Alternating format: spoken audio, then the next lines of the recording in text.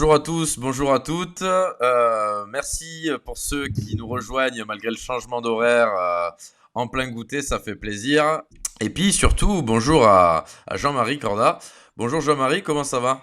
Atroce, cette musique d'intro, putain, j'ai pété un plomb. J'étais là, j'ai failli claquer la thune moi-même. Je sais pas ce que c'est des Satoshi. Je connais les bitcoins, j'étais là, comment je paye pour que ça s'arrête ce truc? Attends, t'as une boucle qui revient, ça dure 1 minute, ça fait pac, padapapam, papa. J'étais là, putain. Alors Eh ben JM, il faut c'est que tu saches que nous sommes des horribles capitalistes. On aime l'argent dans le bunker. Et en fait, c'est une stratégie qu'on a mis en place depuis la semaine dernière. On a commencé à mettre des musiques un peu nulles à chier pour que les gens en aient marre et qu'ils nous envoient du fric pour que ça passe. C'est excellent. Donc, c'est voulu. C'est ce que je m'étais dit. Bravo les mecs, ça marche. Mais tu l'as Alors, senti en tout cas. prenez pas que des Satoshi, foutez des QR codes de tous les sens. Ça aurait été de l'USDT TRC20. Franchement, j'envoyais la thune. Satoshi, j'étais là, putain, je me suis cassé en fait. Je suis revenu là. Bah, on aura l'occasion de parler de tout ça. Salut à Bitcoiner Nomade qui dit bonjour le roi des naines.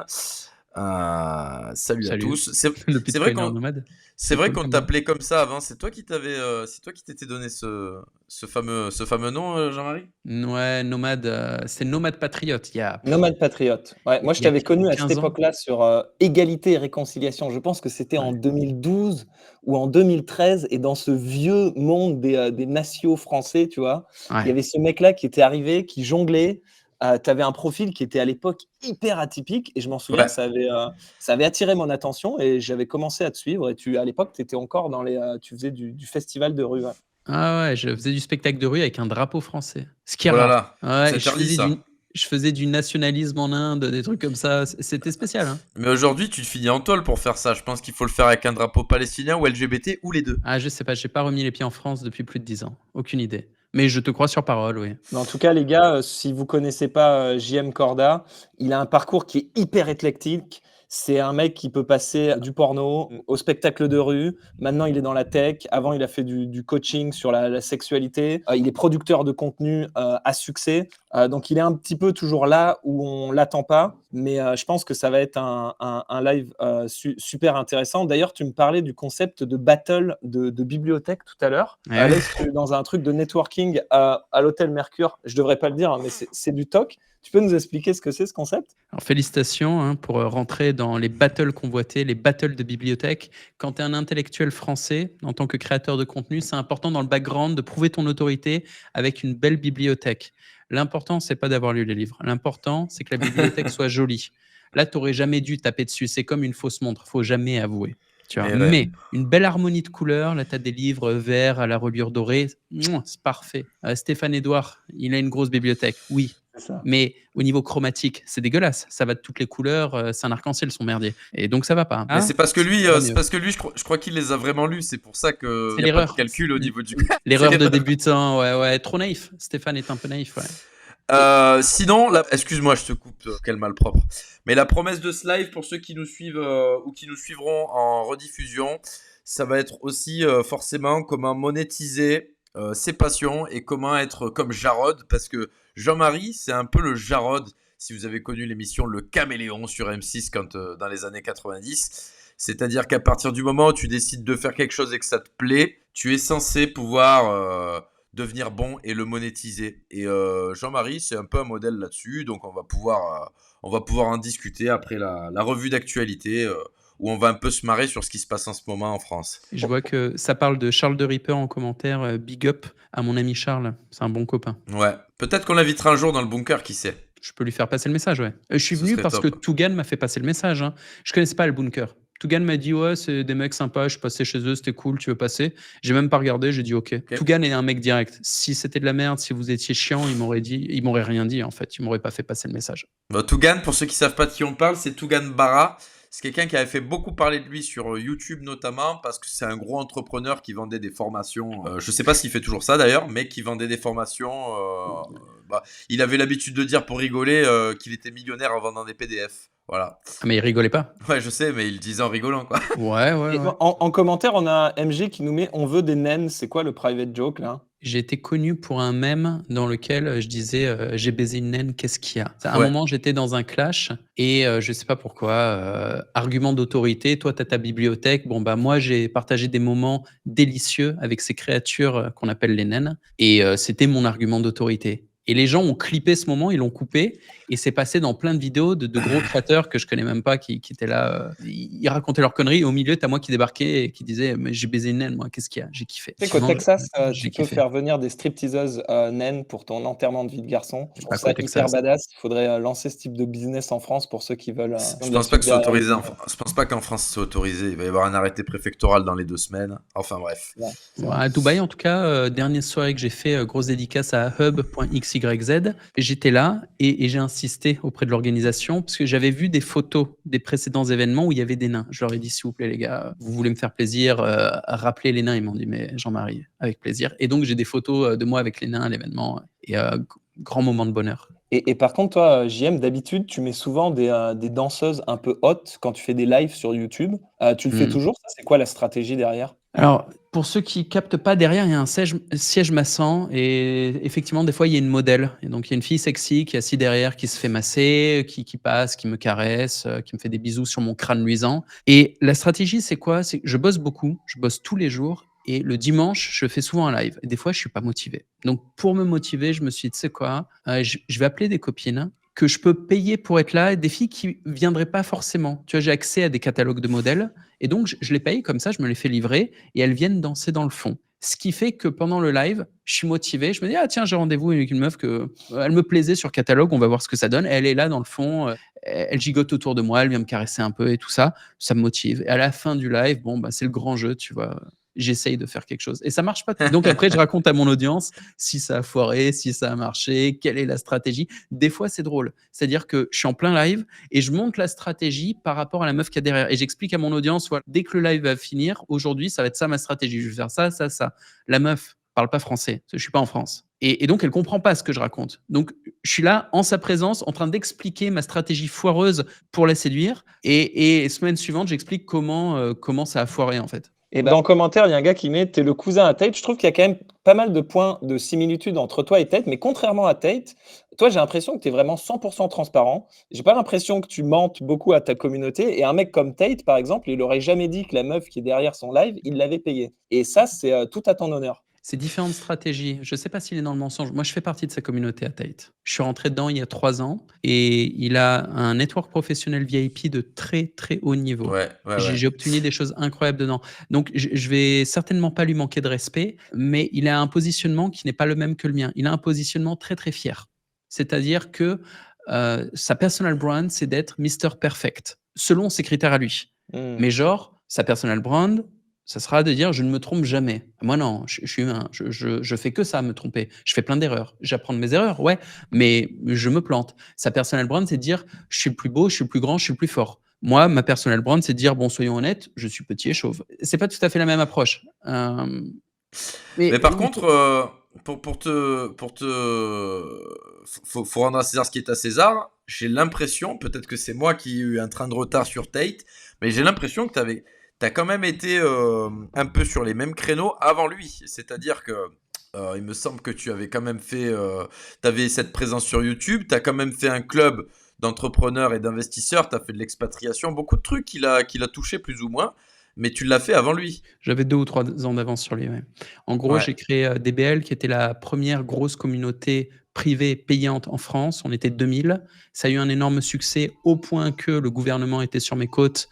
J'ai des cadres qui se sont fait arrêter, même hors de France, et j'ai été, taillé par la Miviludes. La Miviludes, c'est un organisme de prévention contre les dérives sectaires. Donc en gros, j'ai été élu, pire secte de l'année en 2020 ou je sais plus quand, tu vois? Mais tout ça, c'était avant Drew Tate. Tout comme je suis Ouais. arrivé avant Papassi. Et donc, dès qu'il y a un chauve qui devient connu, les gens ils me disent: «Ouais, tu copies le nouveau chauve connu». Je suis là: «Ouais, déjà j'étais avant lui et puis, j'ai eu Bruce Willis avant moi», tu vois? Donc c'est toujours ça, quoi. On me reproche de copier le chauve qui arrive après moi. Et ben, tu sais, c'est marrant parce que la semaine dernière, on avait l'un de tes sosies, de tes innombrables sosies, dans le bunker, qui est Baskar, qui est un youtubeur qui fait des vidéos sur l'hypnose. Il a OK. une page qui est super intéressante, il est très based, et apparemment beaucoup de gens de sa communauté lui disent que tu lui ressembles, donc bah, il te passe le bonjour, indirectement, de bunker en bunker, d'une semaine à l'autre. Basker, je connais pas. Ok, bien. Je t'enverrai son lien. Je pense qu'on va passer à la revue d'actu. Faut pas trop qu'on perde de temps parce qu'on est un peu tight cette semaine. Ouais, mais on va éviter d'arrêter de parler des autres chauves. J'ai quand même une communauté de fétichistes des chauves qui sont fascinés par mon crâne étincelant. Et dès que vous balancez des noms comme ça, ils sont comme des dingues, tu vois, en train de se caresser, de regarder le prochain chauve. Donc, restons focus sur moi. Je suis votre chauve exclusif. Et je jalouse cette communauté de fétichistes que j'ai rassemblée autour de moi. Ok. Eh bien, écoutez, les gars, n'hésitez pas à envoyer des Satoshi en l'honneur de ce crâne luisant. Moi, je vais afficher ton écran, GG, et puis on se fait une petite revue d'actu avec Let's go. JM. Petite revue d'actu cette semaine, ouais, vas-y. Allez hop, faut que je vire, faut que je vire un truc à l'écran, hop, et puis on est bon. Alors. Le chauve originel, oui. Le chauve originel. Putain, là, j'aime la commu. Toi, je t'aime. Alors, tu vois, JM, nous, on parle souvent dans le bunker on se dit que pour résoudre le problème de surpopulation dans les prisons, il faudrait revenir au travail, au bagne. Concrètement, il faudrait travailler les mecs faudrait faire travailler les mecs qui sont en tôle, parce que la prison, c'est censé être un petit peu comme l'arme nucléaire, c'est censé être une arme de dissuasion, que les gens se disent, je me comporte bien parce que si je vais en tôle, ça va être la zermie. Et on peut voir qu'en tôle en France, c'est un peu PlayStation, pilon. Et en fait, on se rend compte que les mecs de cité, ils ont à peu près le même lifestyle quand ils sont en prison que dehors. Oh, peut-être mieux. Ils ont la paye, ils sont entrés, c'est même peut-être mieux. Et on voit ce qui se passe avec Nayib Bukele pas au Costa Rica, au El Salvador, où là, les gars, tu sens que c'est en train de devenir l'un des pays les plus safe dans l'hémisphère sud américain, parce que en fait, il prend n'importe quel mec qui a un tatouage sur la gueule et il le met en prison. Sans trop de jugement. Et je voulais savoir, toi, qu'est-ce que tu penses un peu de ce laxisme, entre guillemets, français? On parlait à une époque d'amener les taulards en visite à Versailles. C'est quoi ton take, toi qui habites, qui t'es expatrié en Europe de l'Est, il me semble? J'en pense exactement la même chose que tous les dysfonctionnements des gouvernements. Il faut arrêter de prendre les gouvernements pour des idiots. À chaque fois, il y a des débats et il y a des questions genre « mais pourquoi ils font ça? Il faudrait faire ceci, il faudrait faire cela ». Il y a beaucoup de naïveté de la part d'une population qui ne comprend pas que le travail d'un gouvernement, c'est de prendre de l'argent. C'est tout. Donc, il y a des taxes qui consistent à prendre le fric des contribuables et après, les gouvernements récupèrent un max de fric pour eux. Ça s'appelle le détournement ou le vol. Et il y a un minimum de fric qui est dépensé pour différentes... Enfin, normalement, pour le confort de vie des gens, mais aussi pour les emmerder. C'est-à-dire pour du laxisme, histoire qu'il y ait beaucoup d'insécurité dans la rue. Du coup, les gens, ils n'ont pas le temps de se révolter contre un gouvernement illégitime. Ils essayent déjà de se révolter contre des mecs qui essayent de les planter dans la rue, ou ils n'ont pas le temps de se révolter contre le gouvernement illégitime. Ils ont des problèmes avec... je sais pas, les mœurs et la culture, parce qu'il y a des trans dans les écoles qui expliquent des conneries à leurs enfants. Et tout est savamment organisé, en fait. Tout est très, très bien fait. Ça me fait très plaisir que tu dises ça. T'es le premier invité parce que j'ai l'habitude tout le temps de répéter la même chose. Il faut arrêter de mettre sur la bêtise ce qui est vraisemblablement de la malhonnêteté. Et dans ce système-là, en gros, si tu crées des problèmes, tu vas obtenir plus de budget pour soi-disant les régler. Et tu vas pouvoir créer plus de problèmes et obtenir plus de budget. Etc. Exactement ça. Guerre en Ukraine, grosse annonce, on a besoin de 800 milliards. Gros problème, gros budget. Les 800 milliards, ils vont aller où? Peut-être que tu auras 100 milliards qui iront sur la guerre. Et ils vont où les autres? Entre le complexe militaro-industriel, les élus, et tout le monde s'en prend plein les poches en fait. Donc on crée du problème quitte à tuer des gens pour de vrai. Il n'y a pas de souci, le problème lui est réel. Hein. Mais par contre, l'argent n'ira jamais le régler. Le problème est juste là pour que toi, pauvre couillon, tu payes. Au début, tu flippes. Ah, ne me mobilisez pas, ne m'envoyez pas à la guerre. Si, non, moi finalement, non. Ouf, sauvé. Par contre, il faut payer une ligne de plus sur tes taxes. C'est le game. Partout, il y a des grosses taxes, en fait. C'est ça. Mais tu sais, encore, l'État serait une entreprise profitable, mais on est en déficit budgétaire depuis les années 70. Et c'est pas ça, les le mecs, game. malgré le fait s'en qu'on ait fout le du excès du budgétaire. monde, ils n'arrivent même pas à remplir un budget à l'équilibre. Non, mais c'est pas ils ça veulent le pas. game. Ils veulent pas du Ils donnent tout. trop d'argent T'en fais pas qu'à titre individuel, ceux qui se foutent du fric dans les poches, eux, ils sont pas en déficit. C'est ça. Macron est pas en déficit. Ça va, t'inquiète. clairement. Sujet d'après, quand on parlait de bataille de bibliothèque, je pense que tu t'adressais aussi indirectement à des gars comme Julien Rochdy. Il part en ce moment en croisade sur un peu la propagande pour éviter que les hommes soja français fassent des enfants. Alors on nous dit que c'est pas bon pour l'empreinte carbone. Ensuite, on nous dit que ça coûte cher. Toi, c'est quoi ton rapport avec ça? Est-ce que ouais, je te verrais bien, je sais pas, instinctivement, je me dis, toi, Corda, tu serais le genre de mec qui, je pense que la logique Musk, d'essayer d'avoir un maximum d'enfants pour repeupler la Terre, un peu à la Gengis Khan, je suis sûr que ça doit te parler, ça. Tu dois avoir un paquet d'enfants, je suis sûr, non? Alors, je n'ai qu'un enfant pour l'instant. J'ai un fils et je suis très, très heureux d'avoir un fils. J'ai attendu un peu trop longtemps. Je regrette d'avoir attendu si longtemps, donc c'est le plus beau bonheur de ma vie et j'ai pas une mission divine de repeupler, la terre. Je J'ai pas non plus un message, les gens font ce qu'ils veulent. Mais moi, je voulais, des enfants, j'en veux plus, j'en aurai plus et avant d'en avoir, j'étais décidé à en avoir. Maintenant que j'en ai un, je sais que j'avais eu raison. C'est génial. Un enfant heureux et en bonne santé, c'est le plus grand des bonheurs. Là, je vais le retrouver après, je l'ai vu juste avant. C'est incroyable. En fait, les émotions. Pourtant, je suis quelqu'un de très, très stable émotionnellement, normalement dans la vie. Je pensais pas devenir gaga comme ça. Et je suis complètement. Il y a un truc, il y a un truc qu'il faut dire, c'est que on dirait que les gens qui sont au pouvoir, puis la propagande qui va avec des médias, etc., elle veut pas qu'il y ait des gens qui croient en quelque chose de plus grand qu'eux, parce que quand t'as des enfants, alors c'est pas autant que quand t'es un fanatique religieux, etc. et tout, mais tes centres d'intérêt se déplacent, c'est-à-dire que ce que tu fais, tu ne le fais plus que pour toi, ou pas pour toi d'ailleurs, tu vas le faire pour tes enfants et pour l'avenir, tourner vers l'honneur, tourner vers ce genre de choses. Et en fait, quand tu n'as pas d'enfant, t'es tourné que sur ta petite personne et sur ton bénéfice personnel à court terme. Et j'ai l'impression qu'en fait, ça arrange pas des masses des gouvernants qui sont en train de prendre de plus en plus d'espace dans nos vies. Qu'on se fasse pousser des couilles et qu'on fasse les choses non pas parce qu'elles vont nous rapporter 2 minutes de confort après-demain, mais un peu plus parce on veut s'occuper de l'avenir de nos enfants. Je pense qu'il y a ça qui est caché derrière cette propagande. Bah, la cellule familiale est en conflit direct avec l'esclavage de masse. Exactement. Les esclaves, est-ce qu'on les laissait vivre en famille de manière harmonieuse? Non, on pouvait les faire se reproduire comme des chevaux, mais il n'y avait pas de cellules familiales pour les esclaves. Et aujourd'hui, c'est pareil, on isole les individus parce qu'on ne veut pas de cette situation où la crainte, c'est qu'il arrive quelque chose à notre enfant. On préfère que les gens craignent pour eux-mêmes. Ça les rend lâches et faibles.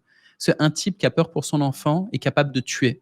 Ça fait moins peur un conflit direct que l'idée qu'il puisse arriver du mal à un gosse. Tu vois, avant, si quelqu'un rentrait dans ma baraque, un cambriolage ou une attaque ou une connerie comme ça, j'aurais eu une résistance à aller jusqu'au fin fond de la violence. Alors qu'aujourd'hui, j'aurais tellement peur que mon gosse soit en danger physique que ça me ferait moins peur d'abattre une silhouette qui est chez moi que juste de prendre le risque qu'il arrive un truc à mon gosse. Après, avec ma team, on se casse, Ouais, tu vois, mais s'il faut, mais j'ai abattu le mec avant de me poser la question. c'est pareil pour tout, hein, même pour, tu vois, l'entrepreneuriat, ce que tu fais, pourquoi tu travailles, etc. Bon, enfin, moi, je le sais parce que je suis père et Donc pareil. j'avais ce côté un peu, c'est égoïste, tu vois, égoïste dans le plaisir instantané, beaucoup. C'est ça qui me drivait. Alors que maintenant, je suis encore plus motivé parce que je bosse pour les autres, enfin pour mes gosses, pour l'avenir. Et ça, je suis pas sûr que c'est quelque chose qui arrange les affaires des gens qui aiment nous. Hop là. Il y a un commentaire marrant. Imagine le gars, son gamin lui coûte 264 000 euros. Il se barre de la baraque, le gamin, termine au RSA et les darons continuent de payer en plus. C'est clair. Mais après, le fait est que, bon, grosso modo, le message, c'est si tu fais des enfants, logiquement, tu vas te décarcasser un peu plus le cul. Et c'est pas ce que ça te coûte qu'il faut regarder, c'est ce que ça va rapporter, Ça va pas que t'apporter, mais financièrement, quoi. on connaît tous un pote un peu loser à nous qui s'est retrouvé un matin avec un enfant et c'est ça qui est un peu la poussée à partir Ah faire du bah fric ouais. et ça a changé sa vie. Ah mais c'est Ça, clair. on en voit plein. À partir du moment où tu te dis que tu vas travailler pas pour toi, mais pour nourrir un enfant, t'es beaucoup plus motivé. Et moi, je trouve que c'est assez intéressant que tu vois qu'il y a une espèce de propagande de se dire il faut pas trop faire des enfants, c'est pas bon pour l'écologie, ça coûte cher. Et de l'autre côté, on te dit il faut des hordes de migrants en France parce qu'il y a un taux de... Ouais. Tu vois ce que je veux dire? Là, il y a une dichotomie entre les deux messages qu'on a du mal à Et comprendre, il quoi. n'y a même pas de débat. On sait que c'est des messages autodestructeurs et anticivilisationnels. J'ai un pote qui m'a sorti une très très bonne réplique, et celle-là, je la partage, elle apporte de la valeur.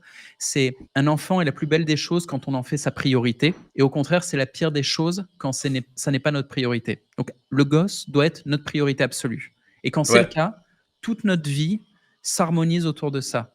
et ça va très bien. Ok. Il y a il y a Bêtemort qui demande qu'est-ce que c'est l'artefact chamanique que tu tournes, Jean-Marie. Alors ça s'appelle un Powerball. On m'a offert ça il y a pas longtemps. C'est pour travailler les avant-bras et pour muscler ma masturbation. Ok. Jean-Marie, petit conseil là pour les gens qui sont en couple, tout ça.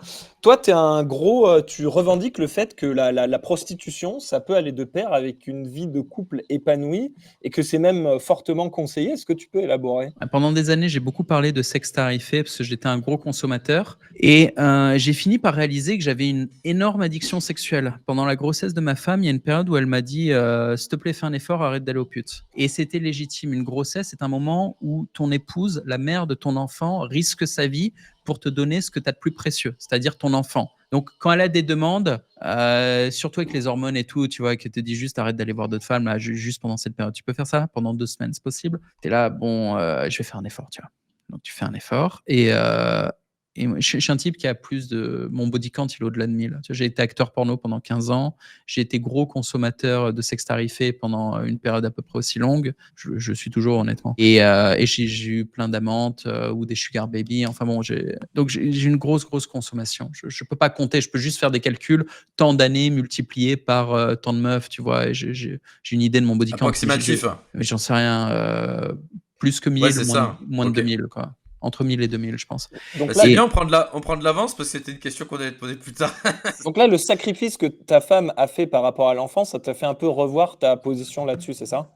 J'ai essayé d'arrêter en fait. J'ai essayé de m'arrêter pendant 2 semaines parce que ça me semblait pas délirant comme demande. Elle était là juste 2 semaines, quoi, jusqu'à ce que l'enfant soit né. Arrête-toi. Et au bout d'une semaine, j'ai commencé à avoir des crises de manque, des changements dans ma personnalité, de l'agressivité. J'ai failli agresser un mec dans la rue.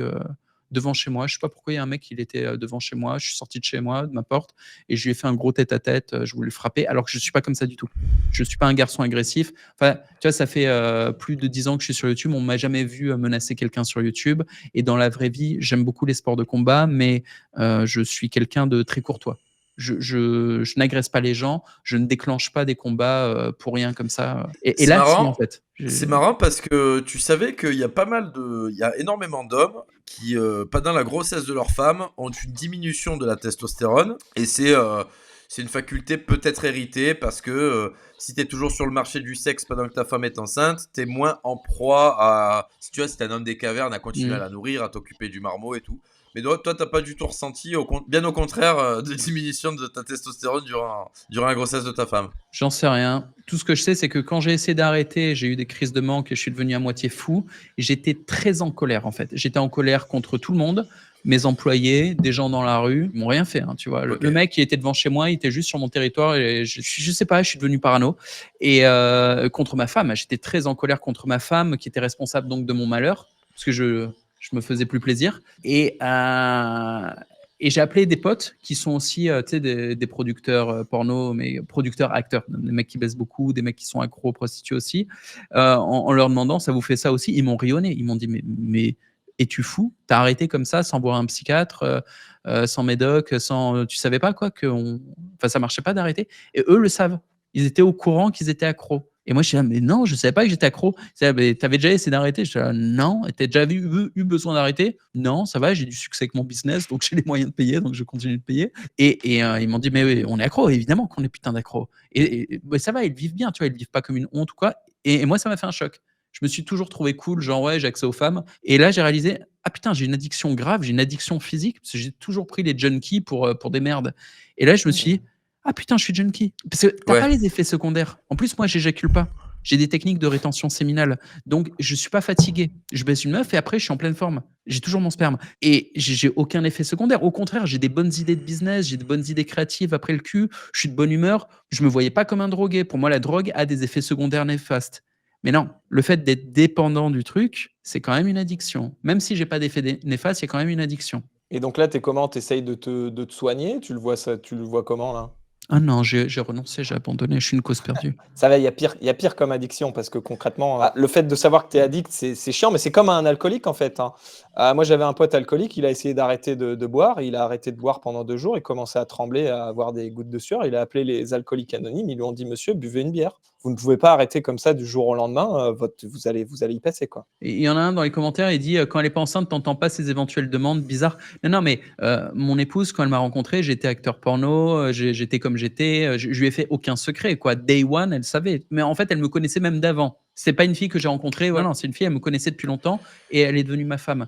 Donc, il n'y a pas eu de mystère, il n'y a pas eu de cachotterie, il n'y a pas eu de mensonge. C'est un jour, elle a eu une nouvelle demande. Mais on a démarré la relation et même le projet familial en sachant qui j'étais et comment je vivais ma liberté. Et je n'entendais faire aucun compromis.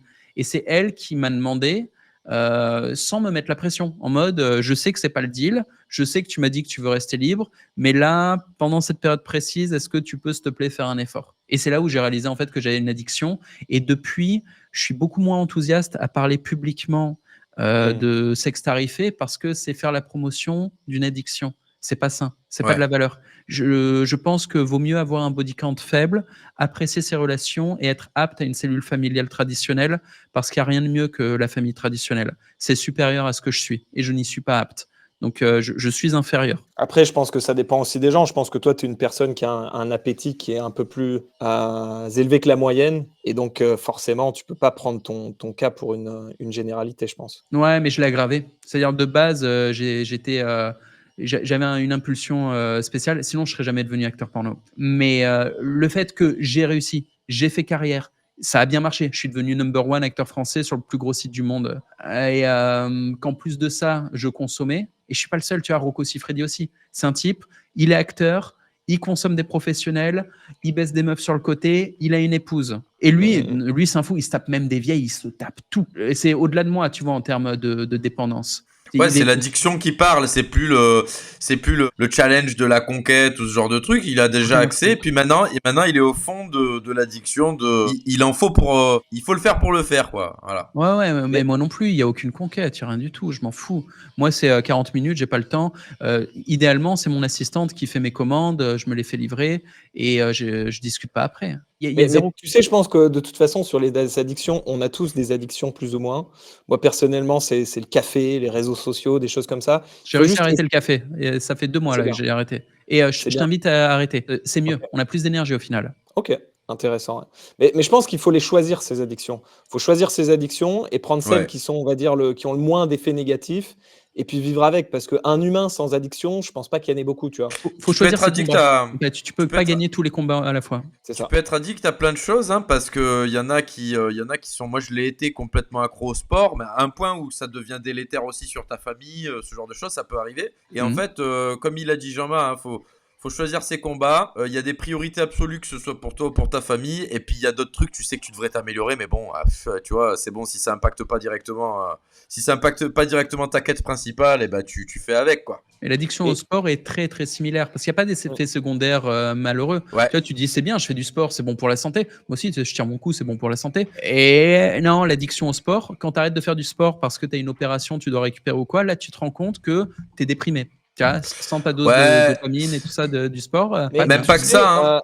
Il y a MG là, qui est dans les commentaires. Lui, il était un petit peu accro au cannabis et à toutes ces conneries-là. Maintenant, il a arrêté, il s'est mis à fond au sport. Maintenant, il est un petit peu accro au sport. Et je pense que vaut mieux être accro au sport qu'au pilon, tu vois. Tout à fait. Mais toute addiction comporte ses risques parce que, comme je le disais, moi, plus jeune, j'étais accro au sport à un point où j'en délaissais ma famille, où j'en délaissais absolument tout, tu vois. C'était si j'avais pas mes 2h30 de sport par jour et tout tournait autour de ça, l'alimentation, comment tu te lèves, et en fait quand tu te mets pas de limite ou que t'as pas d'autres exutoires secondaires, tu vois, d'autres addictions secondaires ou je sais pas quoi, ça peut aller très loin, comme le sexe, hein, j'imagine. Mais j'ai un peu eu avec le sport aussi, hein. Je fais toujours mon heure de sport tous les jours, mais à l'époque où j'étais artiste de rue, il faut comprendre que le spectacle dure 45 minutes et c'est l'équivalent de faire un fight ou de faire une compète. C'est très intense. Et je faisais 2-3 spectacles par jour. Et j'ai fait ça pendant 15 ans. Et à côté de ça, j'avais des entraînements pour être au niveau pour faire le spectacle. Plus des étirements pour récupérer. Donc c'est pareil, tu vois, j'avais une activité de sportif professionnel. Et derrière, j'ai pas arrêté. J'ai eu des périodes où je faisais 2 trainings par jour, même quand j'étais plus artiste de rue. Je suis boxeur là aujourd'hui. Et tu peux devenir accro, ouais. Et d'ailleurs, attends, ça me fait penser à un dernier truc, c'est que l'addiction, elle se met dans n'importe quoi, hein. Faut pas identifier des trucs comme le sexe, le machin, ou mettre des mots mauvais surtout, parce que le travail aussi peut être une addiction. Si, C'en est si une. ta vie tourne autour du travail et que tu ne te réalises que là-dedans, il y en a qui ont pour objectif d'être à la retraite. Et il y a plein de retraités qui clament dans les 2 ans parce qu'ils ont perdu leur statut, leur importance, leur activité quotidienne. Ils n'ont pas prévu l'après. Et le fait qu'en fait, on n'est pas fait pour ne jamais arrêter de travailler. On est fait pour changer d'activité, ce genre de choses. Mais on est fait toujours pour être en activité. Moi, je l'ai vécu, hein. Personne proche que j'ai connu, un bourreau de travail, à partir du moment où il s'est mis à la retraite, il est décédé en 2 ans. Il faut rester dans le mouvement. Clairement. Et pour revenir sur ce que tu disais sur le fait que tu étais artiste de rue, quand tu es artiste de rue, on s'en rend pas compte, mais c'est très très difficile parce qu'il faut réussir à capter les gens qui sont dans la rue en train de marcher, il faut réussir à les faire rester alors qu'ils sont pas venus là pour venir te voir. Donc il faut une capacité quand même de réussir à attraper les gens. Est-ce que tu penses que c'est quelque chose qui t'a aidé après dans le business? Ouais, c'est l'équivalent de faire du media buying. Tu parles à un trafic froid, c'est-à-dire des gens qui passent dans la rue, qui sont entre un point A et un point B. Tu vois, ils en ont rien à foutre de ton spectacle. Ils sortent des cours, ils sortent du boulot, ils rentrent chez eux, ils vont faire les courses. Tu vois, c'était pas prévu de voir un spectacle. T'es pas dans un théâtre, c'est la rue. Et là, tu les arrêtes, stop. Tu fais un truc où ils sont attirés parce que tu as déjà commencé, tu fais un truc, tu les rassembles autour de toi, puis tu les maintiens pendant 45 minutes, alors que, bon, ils avaient peut-être un petit planning. Et au bout de 45 minutes, à les faire rire, à les faire applaudir, à leur faire passer un bon moment, à faire quelque chose de magique, en fait, parce que ce que tu fais n'est pas prévu. La rue n'est pas fait pour faire un spectacle. C'est pas l'espace normal. Et tout le monde est disparu. Qu'est-ce qui se Non, passe? non, c'est bon, c'est normal, On t'inquiète. est, on est là, Ok. on est là, Je me t'inquiète. suis dit, c'est ma connexion. Et du coup, il faut les faire rester et après, il faut les faire payer. Bah, ça ressemble au media buy. Sur les réseaux sociaux, tu as une pub qui arrête le visiteur et derrière, bah, tu l'emmènes sur ta landing page, puis sur une page de vente et tu le fais payer, quoi. Ça ressemble- Donc toi, ça t'a quand même aidé à lancer tes business après en ligne et à te lancer en tant qu'entre guillemets, «producteur de contenu», quoi? Ça m'a appris la vie. Et effectivement, quand tu apprends la vie, tu peux tout faire, notamment du business en ligne. OK. Parce que les logiques universelles se retrouvent partout. La nature humaine est identique. Et donc, dans la rue, tu fais face à la nature humaine, dans ce qu'elle a de meilleur et de pire. Et en business online, derrière chaque ordinateur, il y a un humain. Et quand tu comprends cet humain, ça fonctionne mieux. C'est un truc d'ailleurs que les gens du Web3 ont du mal à capter. Il y a trop de geeks, il y a trop de prédateurs Mmh. et pas assez d'humains. Il y a des profile pictures avec des NFT. Il n'y a pas assez de spécialistes du Web3 qui se souviennent qu'il y a des humains derrière les écrans et derrière les 100%. wallets. Disons que les mécaniques, ouais, je comprends, c'est exactement les mêmes. Tu dois catch attention, tu dois avoir un bon hook. Une fois que t'as bien attiré l'attention, il faut que tu proposes une valeur qui les fasse rester. Et puis après, enfin, en stratégie de funnel, quoi. Et puis à la fin, il y a le chapeau et ceux qui payent, quoi. Donc ouais, Tout à je fait. vois tout à fait le parallèle. Mm. Mais toi, tu parles de Web3, nous, on est plutôt dans le Bitcoin et c'est vrai que y a souvent les bitcoiners, ils ont le nez dans le guidon quand ils parlent à des gens qui sont en dehors de cet écosystème-là. Ils commencent à parler de concepts, les généraux byzantins, les nodes, les ceci et en fait, ils perdent les gens. L'humain moyen, il comprend pas toutes ces choses-là. Il faut réussir à lui parler avec des mots simples et avec des choses qu'ils comprennent et ça, c'est Ouais, pas facile pour tout le monde, hein. le business, c'est aussi de l'analogie, hein. C'est savoir transmettre à quelqu'un qui a son propre langage, ses propres référentiels, une information, lui proposer un contenu, etc. Et puis, et ceux qui savent pas faire ça et qui font des choses pour impressionner leur père, eh ben, ils disparaissent. C'est comme ça. Ouais. News d'après les gars, je suis tombé sur cette vidéo, je vais pas vous mettre le son, c'est un peu long. En gros, c'est un mec qui a une entreprise en France, qui en avait marre de payer, 50-60 d'impôts, qui est parti, qui a délocalisé sa boîte, qui est parti vivre à l'étranger et qui a fermé sa boîte et plusieurs mois après avoir fermé sa boîte, il s'est fait convoquer au tribunal, de commerce et en gros, il voulait le faire raquer pour je ne sais pas, je ne sais quelle raison, bref. Et en gros, ce mec-là, il est revenu en France, il a vidé tous ses comptes bancaires et en gros, il n'a plus rien à son nom en France et Bien joué. je pense que c'est une très, très bonne stratégie, Oui. pour tous les gens qui font, du business en ligne et qui sont un peu dans l'état d'esprit de pirate et qui veulent s'en sortir. Essayer de limiter sa surface d'attaque, en France, dans ce pays qui est totalement, socialiste et qui est un de toute façon, l'État est en faillite, donc du coup, il faut qu'il se refasse et il tape sur les gens qui produisent de la valeur. Mm, mm. Donc lui, il a totalement compris. Il a plus de compte bancaire en France. Il n'existe plus en France. Il n'a pas d'adresse en France. Ce tribunal de commerce va le condamner à payer je ne sais combien. Il ne payera jamais. Et je vous conseille de faire la même chose pas forcément de tout arrêter ce que vous avez en France, mais d'essayer de limiter votre surface d'attaque, d'avoir des comptes à l'étranger, d'avoir des entreprises à l'étranger, d'avoir des preuves d'adresse à l'étranger, essayer de vivre un petit peu comme un fantôme en France et de limiter sa surface d'attaque. D'ailleurs, je crois que c'est un petit peu ton cas, JM, non? Alors, avant que je fasse le live chez vous, sur Twitter, sur votre Twitter, j'ai reçu un message de Sofiane. Je ne sais pas si vous pouvez le mettre à l'écran. Je te l'ai envoyé sur Telegram tout à l'heure. Ça serait amusant. Si tu arrives à le Envoie-le-moi sur Signal télécharger. Science, je vais le mettre. Ouais. Ouais. Ouais. Je vous lis le message, il va apparaître. Et ce message, en fait, est parfait pour tous ceux qui se posent la question de l'expatriation. Donc, on a Sofiane sur Twitter qui, face à l'annonce de mon passage chez vous, a écrit « Le déchet humain qui s'est expatrié après avoir bien profité de nos impôts ». Alors, analysons. Il y a 3 hypothèses. Sofiane, en fait, c'est peut-être un RSAiste qui regrette que je finance plus ses aides sociales. Et là, attends, si tu payes pas, si tu te casses, qui va bosser pour me payer mon chichon? Ça, c'est une hypothèse. Donc, si elle est vraie, qui crève? Rien à foutre, tu vois, c'est un parasite. Seconde hypothèse, Sofiane paye des impôts. C'est quelqu'un qui produit de la valeur et ça l'emmerde que je vive ailleurs, donc je paye des impôts ailleurs, en fait. Il voudrait que je participe avec lui à payer des impôts là où il vit. Le Parce panier de que, crabe. c'est ça, le panier de crabe. Il se sent oppressé par un gouvernement qui lui offre très peu de valeur par rapport à ce qui fonctionne. C'est ça, le mauvais deal. C'est payer 70% de taxes pour des biens communs qui sont dégueulasses, genre une éducation nationale qui est dégueulasse, une santé qui est dégueulasse, une sécurité qui est dégueulasse, etc. etc. Bon, donc, panier de crabe, il veut que je vienne participer à sa merde. Il supporte pas que moi, je me sois émancipé. Donc, si c'est cette hypothèse qui crève, je m'en fous. Et troisième hypothèse, qui est la plus conne, mais la plus vraisemblable, écoute bien, c'est que... Attends, c'était quoi? Alors, on a le RSAiste, le mec à qui ça fait chier que Le tu panier de payes pas crabe. parce que lui, il paye. Mais le temps que tu retrouves le troisième cas, c'est Putain, je en l'avais fait, tout à l'heure. les Vas-y. gens dans leur ADN, dans leur cerveau, vu qu'ils sont français, ils ont ce côté socialiste. Ils ont ce côté ne pas payer Oui. d'impôts, c'est ne pas participer à la construction française des valeurs de la République. Et il y a vraiment ce côté. Mais je pense qu'en fait, c'est surtout leur cerveau qui rationalise. Parce Écoute, qu'en fait, vu qu'eux, ils pensent qu'ils n'ont pas le choix de ne pas payer d'impôts, ils essayent de rationaliser le fait qu'ils payent des impôts. Parce que sinon, ils deviendraient fous. Tu vois ce que je veux dire? Ouais. Et ça, c'est vrai, parce que moi, j'ai eu des potes qui me Mais disaient: «Ouais, GG, tu payes pas d'impôts, c'est pas bien, c'est moralement», et moi, je leur disais l'inverse. Je leur disais: «Au contraire, c'est un devoir moral de ne pas payer d'impôts», tu vois? Mais c'est comme, je poursuis la parenthèse, cette remarque, elle me fait penser à la remarque classique tout le temps: «J'espère que vous rendez vos cartes vitales» ou «Tu viendras pas te faire soigner en France quand tu auras je sais pas quoi, que tu seras parti à l'étranger».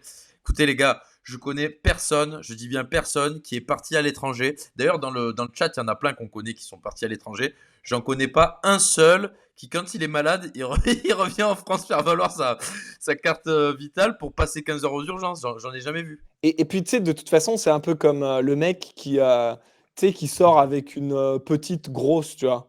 Et il va te dire: «Non, non, mais moi, j'adore les petites grosses, tu vois. C'est mon choix si je suis avec cette meuf». En fait, c'est qu'il n'avait pas le choix. Il a pris la première meuf qui lui a dit oui. Et après, son cerveau a rationalisé qu'il aimait les petites grosses parce qu'en fait, c'était trop difficile de se dire que c'était la seule meuf qui voulait de lui. Et bah, c'est Ouais, pareil bon, pour les impôts. moi j'aime bien les petites grosses, hein. Ah, mais c'était un exemple à la con, tu vois, ou j'en sais rien, Je les mecs plaisante, avec je des plaisante. boutons, ou tu vois. Je plaisante. Et du coup, Jean-Marie, t'as réussi à retrouver la troisième hypothèse? Absolument pas, je souffre de Bah, c'est pas grave. sclérosis du cerveau. J'ai aucune putain d'idée de ce que j'allais raconter. Bah, c'est pas grave. Mais en tout cas, on invite Sofiane, s'il nous regarde, à nous dire dans laquelle des hypothèses il se situe. Alors, j'ai une dernière revue d'actu avant qu'on Yes. attaque un petit peu l'interview plus de JM. Merde, je la retrouve pas, merde. C'est les médias crypto qui s'étaient emballés parce que, soi-disant, le métro de Toulouse acceptait le Bitcoin. Ouais. Sachez que c'est comme quand ils avaient lâché la news de printemps qui acceptait les cryptos, soi-disant. Le métro de Toulouse n'accepte absolument pas les cryptos ni même le Bitcoin. Ils acceptent les comptes Binance. Donc en fait, il faut avoir un compte Binance, faire un KYC et déposer de l'argent sur son compte Binance pour pouvoir acheter ce ticket de métro. Donc en fait, c'est pire que si tu achetais en cash concrètement. Donc essayons de pas nous faire avoir par ces fausses nouvelles et c'est un petit peu, déplorable que les médias crypto, dont le Journal du Coin ou Cryptost, qui sont censés être, des experts en crypto-monnaie, relayent cette info-là et disent, «C'est trop bien, on a enfin un système de transport en France qui accepte les bitcoins», quoi. Ça, c'est des copains, le journal du coin. Alors, Ouais. comment peuvent-ils faire la promo d'un sexe? Eh bah, oui, bah, nous aussi, on a eu, Morgan, il y a 2 semaines, dans le Morgan bunker, Fuck. qui est l'un des créateurs du journal du coin, qui est en Bulgarie, dédicace à lui d'ailleurs. Donc Mais ouais, en même on lui temps, transmettra le message. regarde, Samy, fondeur, originel du journal du coin, qui est un bon pote, ça fait longtemps qu'on s'est pas vu, mais il était ultra pro FTX à l'époque, ce que je comprends, la plateforme était incroyable. Mais bon, voilà comment ça a fini et quand j'ai vu FTX s'écrouler comme ça, je me suis dit: Je laisse plus ma thune sur quoi que ce soit de centralisé, jamais, c'est mort». C'est quoi ton rapport aux cryptos et à Bitcoin, JM, toi? Et j'ai l'impression que le bitcoin est le seul truc utile dans en fait 2 choses. Il y a les transactions, donc qui se font généralement en USDT, TRC20, ERC20 ou BSC, 20 aussi. Donc il y a les transactions qui sont utiles pour tous les pays émergents qui ont pas accès au réseau bancaire, donc l'Afrique, la Russie, certains pays d'Asie et cetera.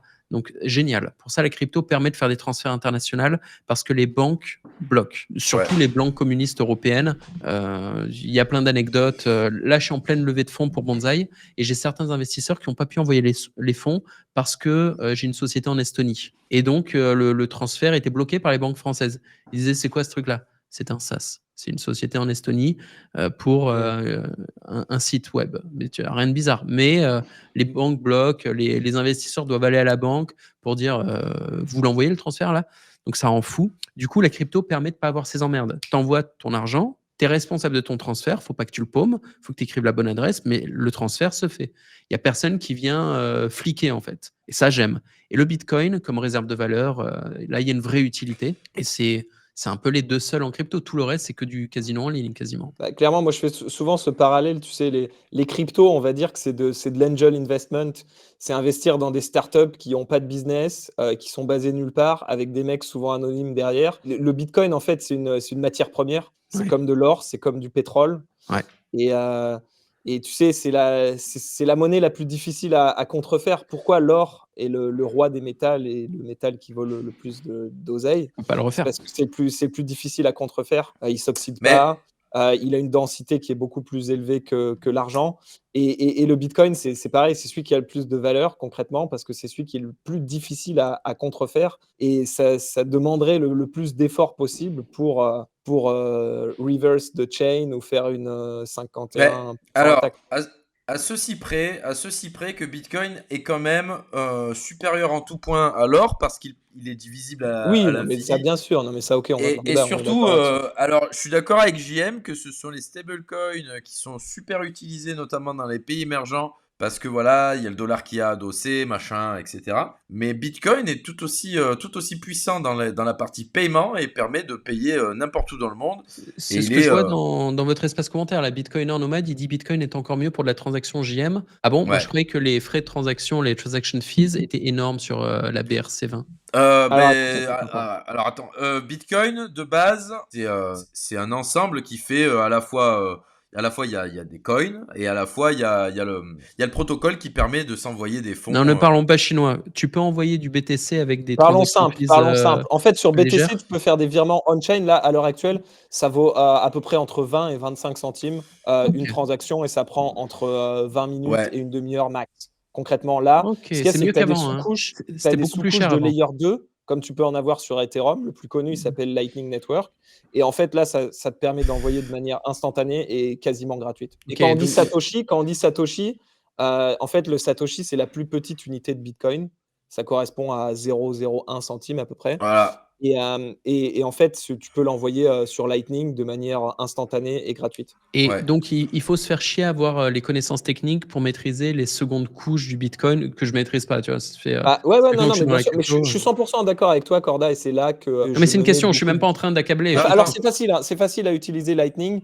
C'est juste que si tu veux l'utiliser de manière souveraine, c'est pas un système où il y a des adresses, il faut envoyer des invoices. Donc on est d'accord, c'est un tout petit peu plus compliqué, surtout pour alors l'humain moyen. ça Non, mais dépend pour il faut qui, pas hein. se mentir. Si c'est pour Il une faut pas. plateforme en ligne, par exemple, ou un processeur de paiement, c'est assez facile avec Swiss Bitcoin Pay ou BTC Pay Server, si c'était ça la question. Aujourd'hui, c'est ce qui est utilisé sur Internet, Lightning, pour les paiements. Voilà, donc si tu as des paiements à faire, pour être OK. l'équivalent d'envoyer de l'USDT sur Tron, ça marche très très bien, voire même encore mieux, parce qu'en fait, personne ne pourra jamais geler les fonds ou geler les adresses, contrairement à Tether ou à Circle. Mmh. Oui, parce qu'il faut savoir que Tether, par exemple, depuis leur création, Je reviens. ils ont freeze 1 milliard d'assets. En gros, concrètement, quand le gouvernement américain ou n'importe quelle agence de pays occidentaux appelle Tether et qu'il leur dit il faut freeze cette adresse, ils ne cherchent pas à Mmh. comprendre, ils les freeze. Et en fait, on parle souvent de CBDC, de monnaie numérique de banque centrale. Pour moi, c'est clair et limpide. Les monnaies de banque centrale, ce sont les stablecoins. D'ailleurs, on le voit Oui. avec Trump qui a fait une déclaration là-dessus cette semaine, qui a dit qu'il était totalement 100% pour les stablecoins. En même temps, il a Alors, totalement raison. Ça lui permet d'exporter de la dette américaine dans des pays du alors on va- tiers-monde. Mais pour revenir sur ce que tu disais sur Bitcoin et sur les cryptos, moi, je suis 100% d'accord avec toi. Le Bitcoin a gagné la guerre de la réserve de valeur. C'est-à-dire que même oui. les gens dans les cryptos acceptent le fait que le Bitcoin, c'est la réserve de valeur, stocker son épargne. Mais et c'est là où je suis un peu en désaccord avec les bitcoiners. Je ne pense pas que Bitcoin ait gagné la guerre en tant que moyen de paiement, de payment rail en anglais. Et il y a encore beaucoup à faire là-dessus pour deux raisons. Parce que Lightning, si tu veux l'utiliser de manière souveraine, c'est un petit peu compliqué. C'est un petit peu plus compliqué que d'avoir une adresse, il faut des invoices, des channels. Et de deux, parce que les gens ont un espèce de biais cognitif par rapport au Bitcoin. Ils se disent, vu que le Bitcoin il va augmenter en prix, je ne vais pas le dépenser. Et en gros, ils se disent, je vais swapper en stablecoin et je dépenserai ces stablecoins. C'est un biais cognitif qui veut rien dire, mais c'est réel. Bon, toujours est-il que ça reste quand même la course à l'accumulation du plus de Bitcoin possible, maintenant qu'on sait que c'est la réserve de valeur absolue et l'actif, on va dire, le plus rare de tous les temps. Et donc, ça fait tout à fait sens pour une boutique en ligne d'accepter les paiements en Bitcoin parce que c'est la manière la plus facile et indolore d'en accumuler possible. Je vois je vois le commentaire de Bitcoiner Nomade, mais Swiss Bitcoin Pay ou BTC Pay Server sur Bonsai JM. Alors, on va y revenir dans quelques instants. Mais Cette ouais, semaine, je vais y répondre. Ouais, mais on va y revenir. Je voulais justement parler de Bien ça un sûr. tout petit peu plus tard. On est un petit peu tight sur la programmation, donc on va essayer d'aller un peu vite. Et là, on a fini la revue d'actu. On va se pencher un petit peu sur le parcours de Jean-Marie, pour ceux qui ne le connaissent pas. Donc, on y a fait référence en début d'émission. Mais Jean-Marie, tu as commencé en tant qu'artiste de rue. Et on va pas revenir sur le fait que voilà, hein, ce que c'était concrètement ou ce genre de choses. Mais est-ce que tu as bien fonctionné? Est-ce que tu as bien marché en tant qu'artiste de rue le temps que tu as exercé? Parce qu'il me semble que ça n'a pas été 2 semaines, quoi. 15 ans. Ouais. Ouais, alors ça fait arrogant de dire, ce que j'étais, mais j'étais un des meilleurs en France. J'ai fait le championnat du monde, en Australie. C'est mieux d'aller voir. Il y a une vidéo. Il y a une vidéo, tu tapes, spectacle de rue Jean-Marie Corda, tu vois la vidéo de mon spectacle de rue, tu te fais ton avis et moi je me base en fait sur, les tailles de cercle que j'arrive à faire, les ambiances, les atmosphères, tu sais le bruit que fait le public et le chapeau à la fin. Après ça reste un spectacle donc tu vois, même le fait de faire des compétitions de spectacles de rue, c'est un peu chelou, mais les gens votaient, c'est le public qui votait et ouais, normalement, tu fais pas des compétitions avec de l'art. C'est un peu, subjectif, tu vois, l'appréciation. Ouais, ouais. Mais ouais, ça marchait bien. Ça marchait bien, j'étais un vrai artiste de rue. Et alors Est-ce moi, que je me c'est. souviens d'à l'époque, tu avais une page Facebook et tu partageais même tes spectacles de rue en live Ouais. sur Facebook, il me semble. Je pense pas que je dise des conneries. En J'ai live, ce je sais souvenir-là de t'avoir vu en live peut-être, sur Facebook faire des spectacles de rue. C'est vrai ça, non? je Ou sais c'est moi qui. je sais Je me peut-être, souviens, et je m'en souviens que je te voyais faire et tu avais cette capacité à démarrer dans une rue tout seul. Et en ouais, 10-15 minutes, tu avais une quarantaine, une cinquantaine de personnes autour de toi, quoi. C'était assez bah fascinant à voir, quoi. bah, en fait, le spectacle, tu démarres toujours tout seul. Il y a aucun spectacle, c'est pas de la tiqueterie. Tu vois, les gens, ils savent pas. Il y a personne qui a prévu de voir un spectacle de rue. tu tombes dessus. Tu vends pas de tickets, tu es d'accord? Donc quand tu commences ton spectacle dans la rue et quand je dis: «Je suis un vrai artiste de rue», c'est parce que les wannabe artistes de rue, ils font des spectacles l'été dans des festivals ou dans des ambiances festives où il y a déjà du monde et ils se prennent pour des artistes de rue. Non, ils vont se poser là où il y a déjà de la foule et ils commencent à gigoter devant la foule. Ce que j'appelle un vrai artiste de rue, c'est un type qui arrive en plein hiver, dans une période qui n'est pas une période de vacances et qui est dans une rue où les gens passent, OK, mais c'est pas des rues remplies de gens. Il y a pas beaucoup de gens. Il a la force, ce mec-là, il a la technique de passer 15, 20, 30, 40 minutes des fois à accumuler une foule sans révéler son spectacle. Puis à démarrer son spectacle une fois qu'il a une foule compacte autour de lui. À bootstrap, une fois que tu as bootstrap, quoi. C'est ça, il faut Euh, bootstrapper ta foule. Et c'est toujours ça. mais Il y a aucun moi, spectacle je, qui commence déjà avec la foule. moi, je me rappelle de tes spectacles. D'ailleurs, je pense que tu en as. Bon, il y en a sur YouTube, hein, vous pouvez chercher. Mais c'était quand même. T'avais cette capacité voilà, à capter l'attention, à faire du spectacle, hein, à entertain. Mais c'était aussi assez physique parfois. Est-ce que tu t'entraînais spécifiquement pour ça? Est-ce que tu te préparais physiquement pour ces spectacles-là? Je me suis entraîné toute ma vie, ouais. Depuis que j'étais Ouais. gamin, je m'entraînais à faire de l'acrobatie, des arts martiaux, de la danse, du kung-fu, du maniement d'armes. Ouais, ouais, je me suis entraîné toute ma vie. Je m'entraîne toujours. Ok, du coup, c'est marrant parce que dans ton parcours, si on l'analyse, même si on va dire que tu te révèles tu révèles de plus en plus l'aspect intellectuel de ton activité avec le temps et avec la création de contenu, il y a toujours eu cet aspect physique hein, en fil rouge de ton évolution. Parce que là, on parle du spectacle de rue qui a été une énorme partie de ta carrière professionnelle, mais après, tu as switché un petit peu plus sur la partie pornographie. Et j'aimerais bien l'aborder. Qu'est-ce qui t'a fait passer d'artiste de rue? Comment tu t'es dit, je vais faire du porno et je vais exceller là-dedans? Au début, je me suis pas dit que j'allais exceller dedans. Ok. Spectacle de rue, même là, je me disais pas j'allais exceller. Je me suis juste identifié à ça. En fait, je l'ai intégré à mon identité. Quand on me demandait qui j'étais ou que je me présentais, je disais je suis artiste de rue. Je suis un vrai artiste de rue. C'est comme ça que je me suis présenté pendant des années et des années. Ça a commencé très très jeune. Je disais pas je suis étudiant, je vais à l'école ou je travaille à Darty ou ceci ou cela, je sais pas quoi. Non, je suis artiste de rue.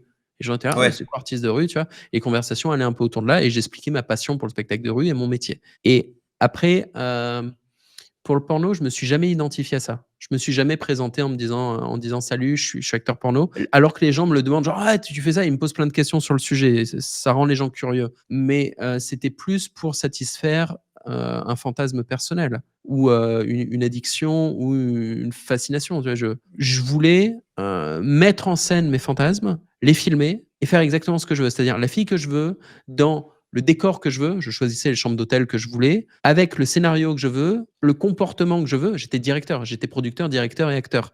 Donc la fille elle disait et faisait exactement ce que je voulais. C'est génial. Donc j'étais là le soir dans le bain, au lieu de me branler comme un mec normal, j'imaginais la scène parfaite. Puis je sortais de mon bain, je l'écrivais et semaine suivante, je la tournais. Dans une autre vidéo, tu as dit que tu avais un trouble de l'identité narcissique. Est-ce que Mmh. tu penses que c'est quelque chose qui t'a aidé à avancer de l'avant dans la vie ou est-ce que tu penses que c'est quelque chose qui t'a retenu? J'ai plus l'impression que c'est quelque chose qui t'a quand même donné ce drive pour toujours aller plus loin, non? Ouais, déjà, il faut que les gens comprennent ce que c'est, parce qu'aujourd'hui, avec les réseaux sociaux, tout le monde croit être narcissique parce que les réseaux, nous centrent sur nous-mêmes et sur, l'attention qu'on suscite. On est tous narcissiques, hein, c'est normal. Mais quand ça devient un trouble, et c'était un trouble et on s'en est rendu compte, suite à mes renvois successifs lors de mon incarcération scolaire. C'est comme ça que je l'appelle, mais tu vois, je me suis fait virer de différents établissements scolaires et généralement, ils peuvent pas virer un gamin comme ça, ils sont obligés de l'envoyer chez le psy pour faire genre, on se soucie un peu de lui quand même.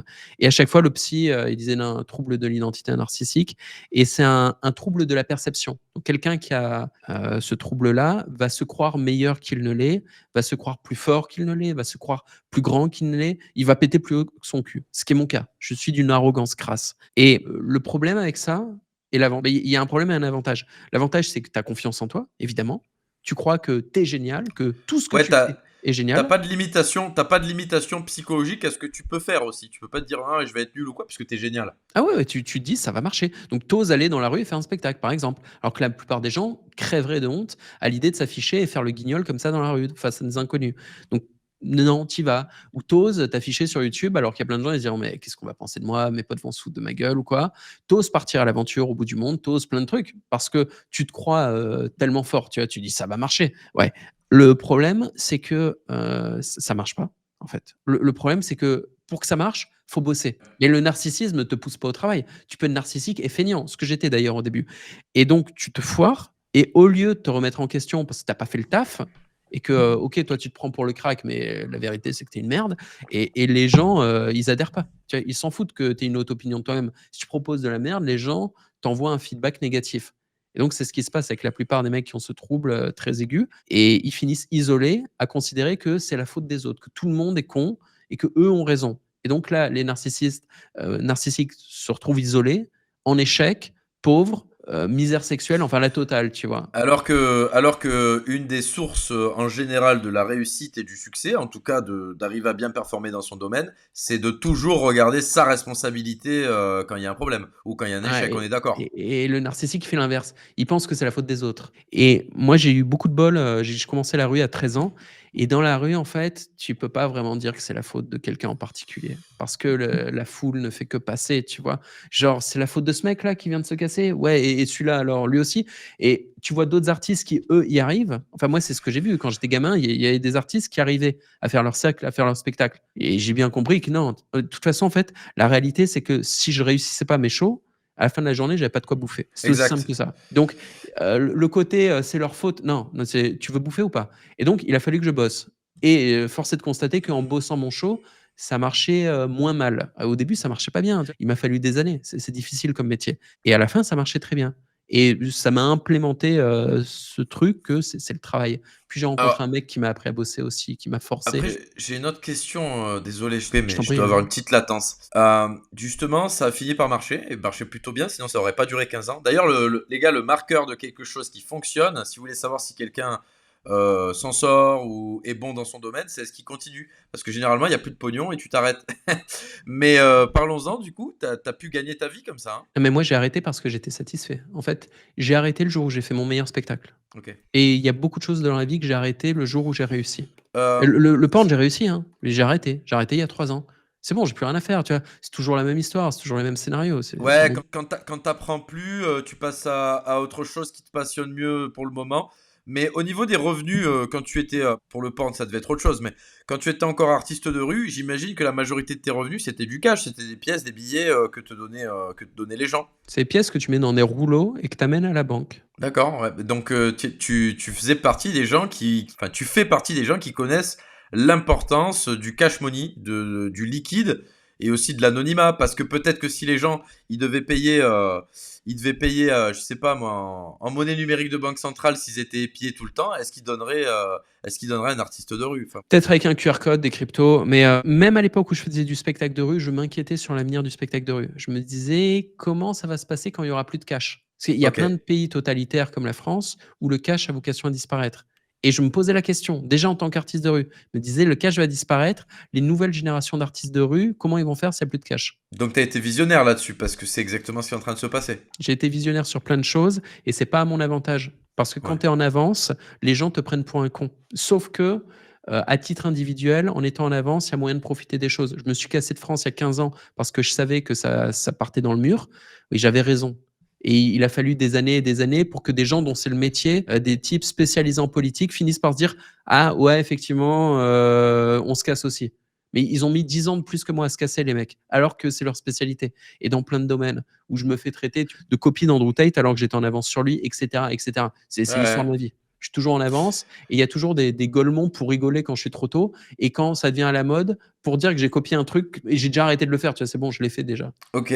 Ben ouais, et ça c'est souvent le lot de ceux qui sont en avance. Après, il faut savoir se positionner individuellement pour essayer d'en profiter, mais convaincre les autres, c'est généralement pas une bonne strat. Non, mais en vrai, humblement, il faut être dans le bon timing. Être en avance Ouais. est une erreur en termes de communication. À titre personnel, ouais, c'est cool. Mais en termes de communication, il faut se mettre dans les pompes des autres et leur parler de choses qui les préoccupent. Il faut leur parler de leurs sujets, Mmh. de leurs références, et cetera. C'est ce que je fais. Mon business actuel, Bonsaï, n'est pas en avance. Il n'est pas en retard. Il est dans le timing. Et ça Mmh, marche. mmh C'est mh. pour ça que ça marche. Et on va enchaîner direct là-dessus. Moi je comprends totalement ce que tu dis parce qu'en 2018, j'avais essayé d'orange pill à Bitcoin les gilets jaunes et les gens me prenaient pour un fou. Ils se disaient: «C'est de la spéculation, c'est de la drogue en ligne» et c'était Il valait beaucoup trop combien le tôt. BTC à l'époque? Il valait, entre 3 000. entre 3000 et 3005. Tu Et moi, je l'ai fait chiais pour ça, hein. Je tu me suis chiais dit, du BTC à 3K et les gens te ouais, traitaient de fils de pute, quoi. c'est ça, ouais. Ouais, ouais. Ouais, bien sûr. Mais ouais, ouais et étais-tu fou? Ouais, ouais, c'est ça. Mais c'était trop tôt, alors qu'aujourd'hui, les sphères un peu dissidentes, elles ont commencé à comprendre ces choses-là, ouais. Et tu veux qu'on parle de sa boîte aussi, qu'il puisse nous expliquer ce qu'il fait maintenant, si on est pressé par le Bah temps, écoute, Science? ouais, je pense qu'on va parler un petit peu de bonsaï, mais de toute façon, faut savoir que bonsaï, c'est quelque chose de pertinent vis-à-vis de Jean-Marie, parce que il a été lui-même créateur de contenu et coach. Donc est-ce que c'est est-ce que c'est tes expériences de créateur contenu et puis de créateur de contenu payant, parce que tu as été coach notamment, moi je t'avais connu avec le Sextao, je crois. Et est-ce que c'est tout ça qu'aujourd'hui tu mets à profit en parallèle de tes connaissances sur la tech, parce que t'as même eu des expériences crypto, tout ça, il y a des mecs qui sont venus nous en parler. Est-ce que c'est tout ça là que tu cristallises et que tu mets à profit sur ta nouvelle plateforme qui s'appelle Bonsaï? On va en parler. Ouais, mais c'est le cas de tous les funders de SaaS sérieux. En gros, quel que soit le projet, le créateur du projet doit avoir une expérience dans l'industrie. Donc, c'est vrai dans mon cas. Tu vois, j'ai été 15 ans créateur de contenu et aujourd'hui, je développe une tech sur la créateur économie, donc dans cette industrie. Donc oui, je connais les challenges, les besoins et les problèmes de ma target audience, c'est-à-dire des créateurs de contenu parce que j'en suis un et parce que je connais très très bien l'industrie. Mais ça n'a rien de spécial. Ça fait partie des requirements. C'est Ok. obligé quand tu te lances dans une industrie que tu la connaisses. Sinon, tu as rien à foutre là. Et est-ce que tu veux nous présenter Bonsaï, ce que c'est tu peux prendre ton temps, il n'y a pas de souci, mais voilà. Avec plaisir. Que l'audience comprenne bien ce que c'est. Bah, il faudrait que je te séduise toi, il faudrait que toi tu viennes sur Bonsaï. Tu es créateur de contenu, ok? Parce que nous, voilà, on est dans le public cible, j'ai l'impression, ouais. Bah, complètement, ouais. En gros, voilà comment ça se passe. La créateur économie, c'est tout ce qui se passe sur les réseaux sociaux hors publicité. Donc il y a 2 choses sur internet. Tu as les réseaux sociaux et tu as les pubs, en gros. Le reste, il y a rien. En fait, si. Les visiteurs internet ou les internautes, ils vont où? Ils vont sur les réseaux sociaux, ils vont dans leur boîte mail, ils vont dans les groupes de discussion. Les gens vont plus sur les sites. Très rarement. On ne visite pas des sites. Il y a des sites sur lesquels il y a des services, genre ton site bancaire ou des trucs comme ça, mais ça fait très peu de visites. Je le C'est vrai. redis, les gens vont sur les réseaux sociaux, ils vont dans leur boîte mail parce qu'on leur écrit à eux, donc ils ouvrent leur boîte mail, ouais. Et ils vont dans leur groupe de discussion parce qu'il y a leurs amis et leur famille et des groupes dont ils font partie et ils discutent là-dedans. Donc c'est là où il y a toute l'activité internet quasiment en termes de trafic. Et vous, votre boulot, c'est de créer du contenu sur les réseaux sociaux. Mais c'est pas sur les réseaux qu'on vend. Par exemple, là sur le live, il n'y a pas un bouton pour payer, il n'y a pas un service. Donc la monétisation se fait comment? Bah, il y a plusieurs solutions. Il y a des créateurs qui vont avoir uniquement la monétisation YouTube, donc avec les pubs qu'il y a au début du live ou les pubs qui auraient entrecoupé dans la vidéo. Donc ça, c'est AdSense ou la YouTube Money. C'est pas grand-chose, c'est des miettes, c'est très petit. Surtout pour des créateurs comme vous qui avez une audience restreinte mais ultra qualifiée. Si vous aviez besoin de la YouTube Money pour vivre et vous êtes 3 ou Ah 4, bah, ce serait impossible, là, en 3 mois, on a fait quoi? On a fait, 30 balles peut-être. c'est ça. Et c'est normal. Les seuls qui peuvent en vivre sont des entertainers avec des millions de vues et eux, eh ben, c'est des espaces publicitaires. Voilà. C'est leur métier. Et c'est OK. Tu vois, ils travaillent dur pour y arriver. C'est ça. Ou alors, eux, ils sont tellement gros qu'il y a des sponsors qui les démarchent et qui leur proposent des placements de produits. Fanta, etc. Ou des produits que vous voyez dans les Bah, gens, etc. Mais il faut une certaine taille. ils ont accès au client final et en masse, donc ils font office d'affichage, quoi. OK. Et il y a une autre méthode de monétisation, c'est quand vous promouvez votre propre produit ou alors vous avez un partenaire avec de l'affiliation. Dans tous les cas, ça se fait hors du réseau social. Ça se fera hors de YouTube ou de la plateforme de streaming.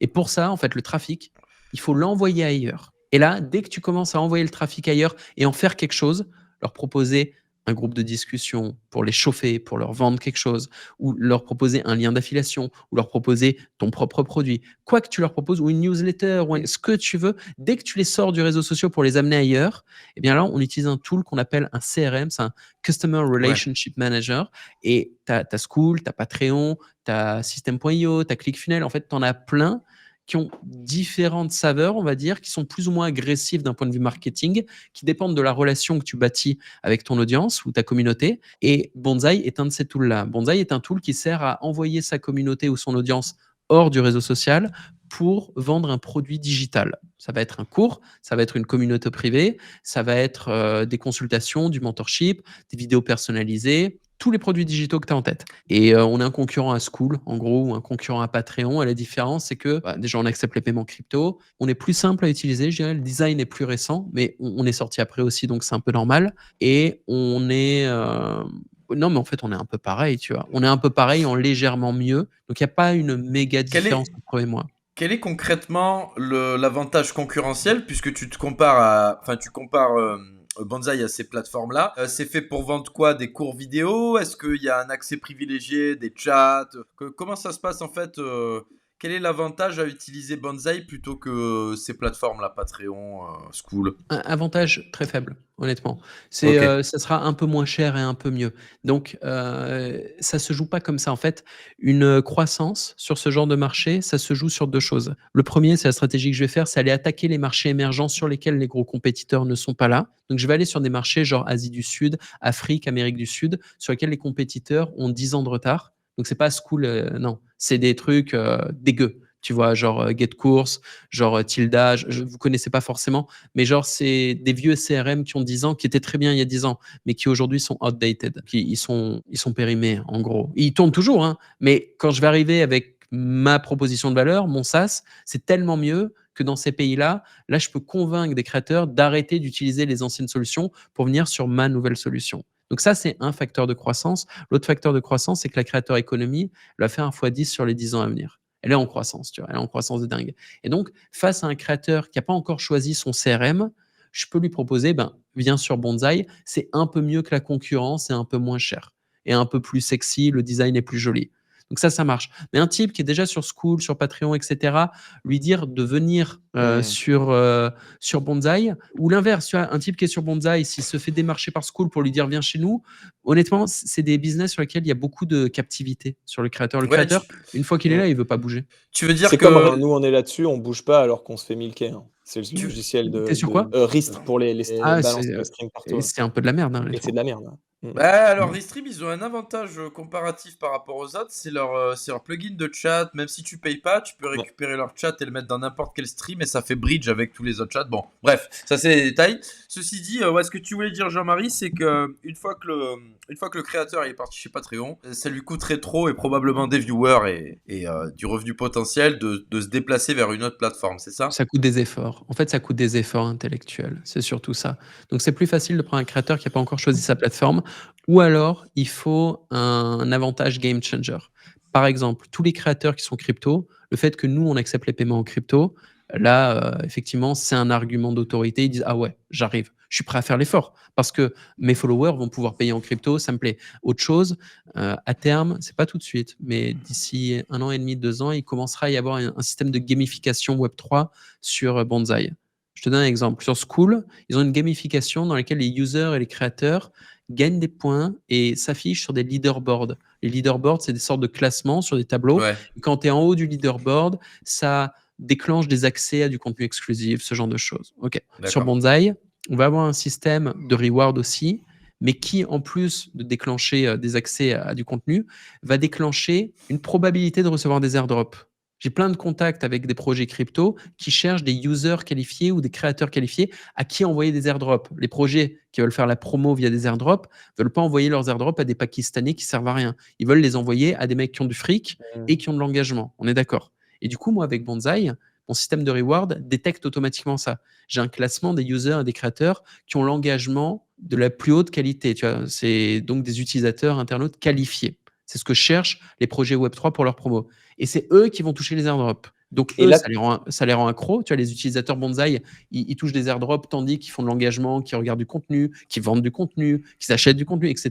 Tu vois, ils ont des points, ça leur file des airdrops, donc ça les rend un peu accros à la plateforme. Donc ça, c'est et un là, tu as edge qu'on a combien d'utilisateurs là pour l'instant? presque 250 000. Ah, ok.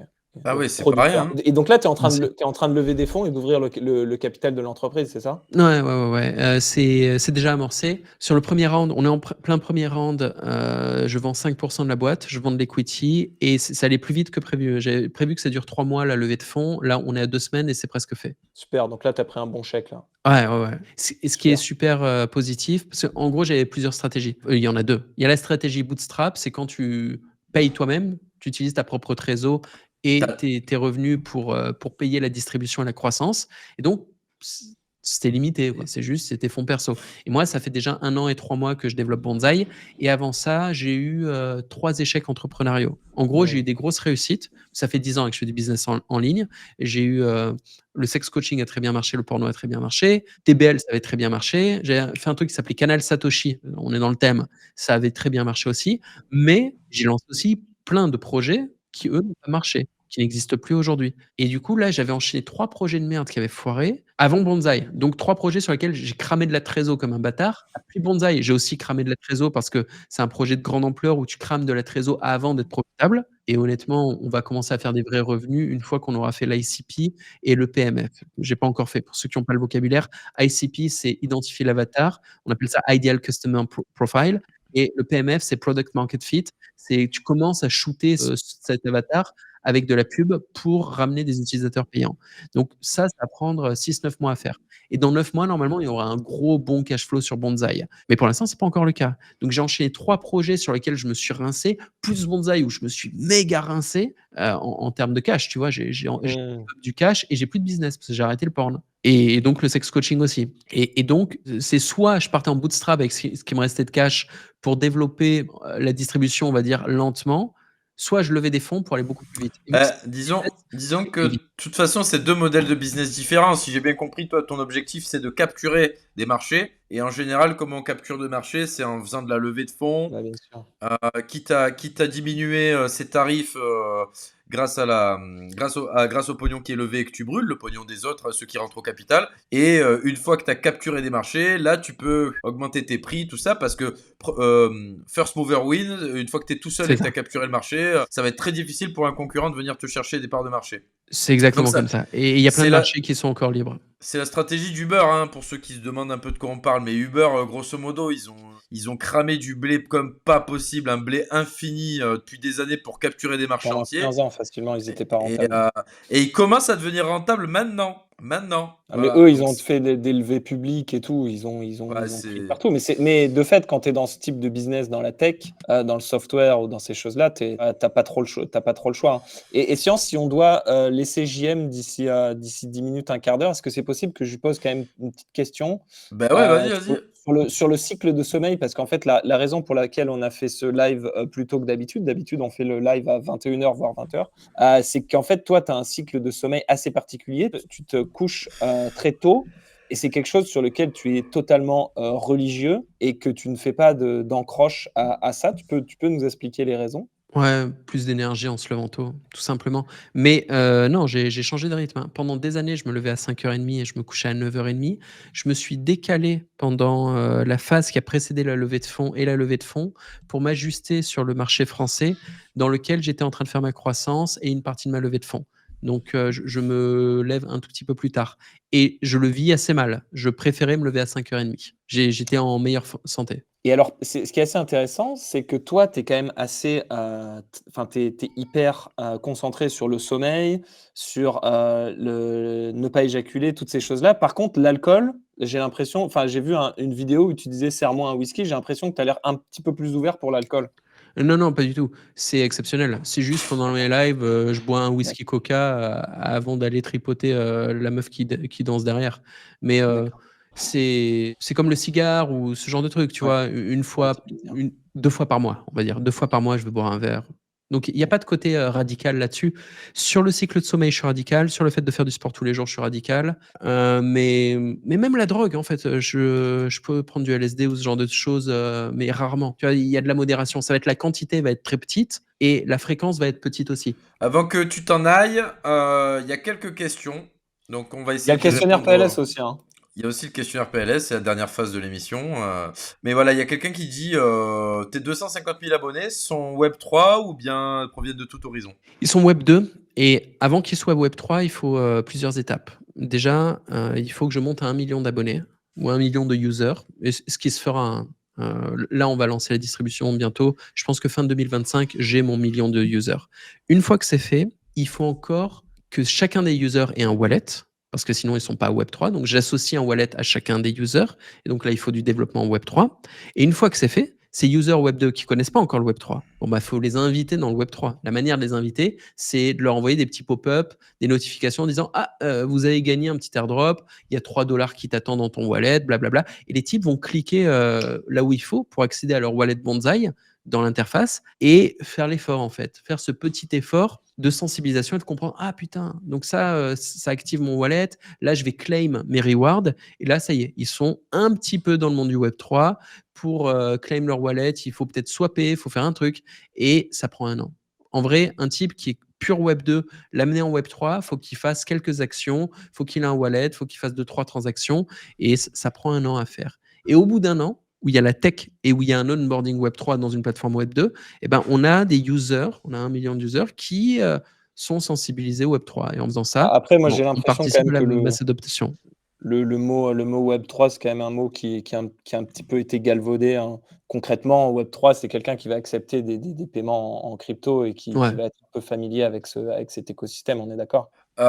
Pour les questions, j'en fais une dernière qui est aussi pertinente. C'est un créateur de contenu débutant sur ta plateforme, il gagne à peu près combien? Bon, j'imagine c'est difficile à répondre, mais Et c'est ton bébé qu'on entend derrière? ouais, c'est le mien, ouais. C'est cool. C'est un petit garçon, petite fille? Un petit garçon, pardon. Et il a quel âge? Il parle pas encore, là? Non, il parle pas encore celui-là. Il fait blablabla. Ah bah pareil, moi. C'est ça. Dis-moi, t'as dit? Il a 1 an celui-là. Il a 1 an. Le mien a 10 mois. Et c'est pareil, il parle pas encore. J'essaie de lui faire dire papa. Et il fait blablabla. Il fait des bruits comme ça, là, comme le tien, petit bruit. C'est cool. Il commence à dire papa lui, mais bon. Classe. Ça doit faire plaisir. Ça doit Ça faire fait un plaisir. effet. Ouais. Et la question, les créateurs débutants, ça veut absolument rien dire. On sait pas. Il y a des créateurs qui, dès le début, font un fric fou. Il y en a qui feront jamais une thune de leur vie et qui sont pas débutants. Ça fait 10 ans qu'ils sont là, ça fait 10 ans qu'ils font 0. Ça dépend pas de la plateforme, en fait. Ça dépend du créateur. Cryptomancien, moi je te rajoute un petit truc, c'est que Bonzai, c'est une plateforme, c'est toi qui déplaces, tu fais comme tu veux ton funnel, mais c'est toi qui déplaces ton audience vers Bonzai pour la monétiser. Si t'es pas capable de ramener une audience et de la funneler vers Bonzai, tu vas avoir du mal à faire des revenus en espérant. Je pense pas qu'il y a beaucoup de mise en avant par la plateforme elle-même Il y en a aucune. auprès d'un public pertinent, quoi. Non, c'est le créateur de D'accord. contenu fait son acquisition sur les réseaux sociaux et C'est sa ça. conversion sur des plateformes de conversion. Bonzai est une plateforme de conversion. Tu as pas mal de débutants, effectivement, qui débarquent sur une plateforme de conversion, genre Bonzai, c'est gratuit. Donc ils se disent, c'est bon, je débarque là et je fais de l'argent. Avec quel trafic? T'as du C'est trafic? ça. Les mecs, ils commencent par faire leurs produits, ils ont pas d'audience. Je suis là, t'as pas Ah non. d'audience, t'as pas de relation donc avec cette audience. Là, j'ai l'audience. Très bien. Pour le coup, Cryptomancien, il est vraiment Oui. vu comme un expert dans sa niche et c'est les paiements privés en crypto et en Monero notamment.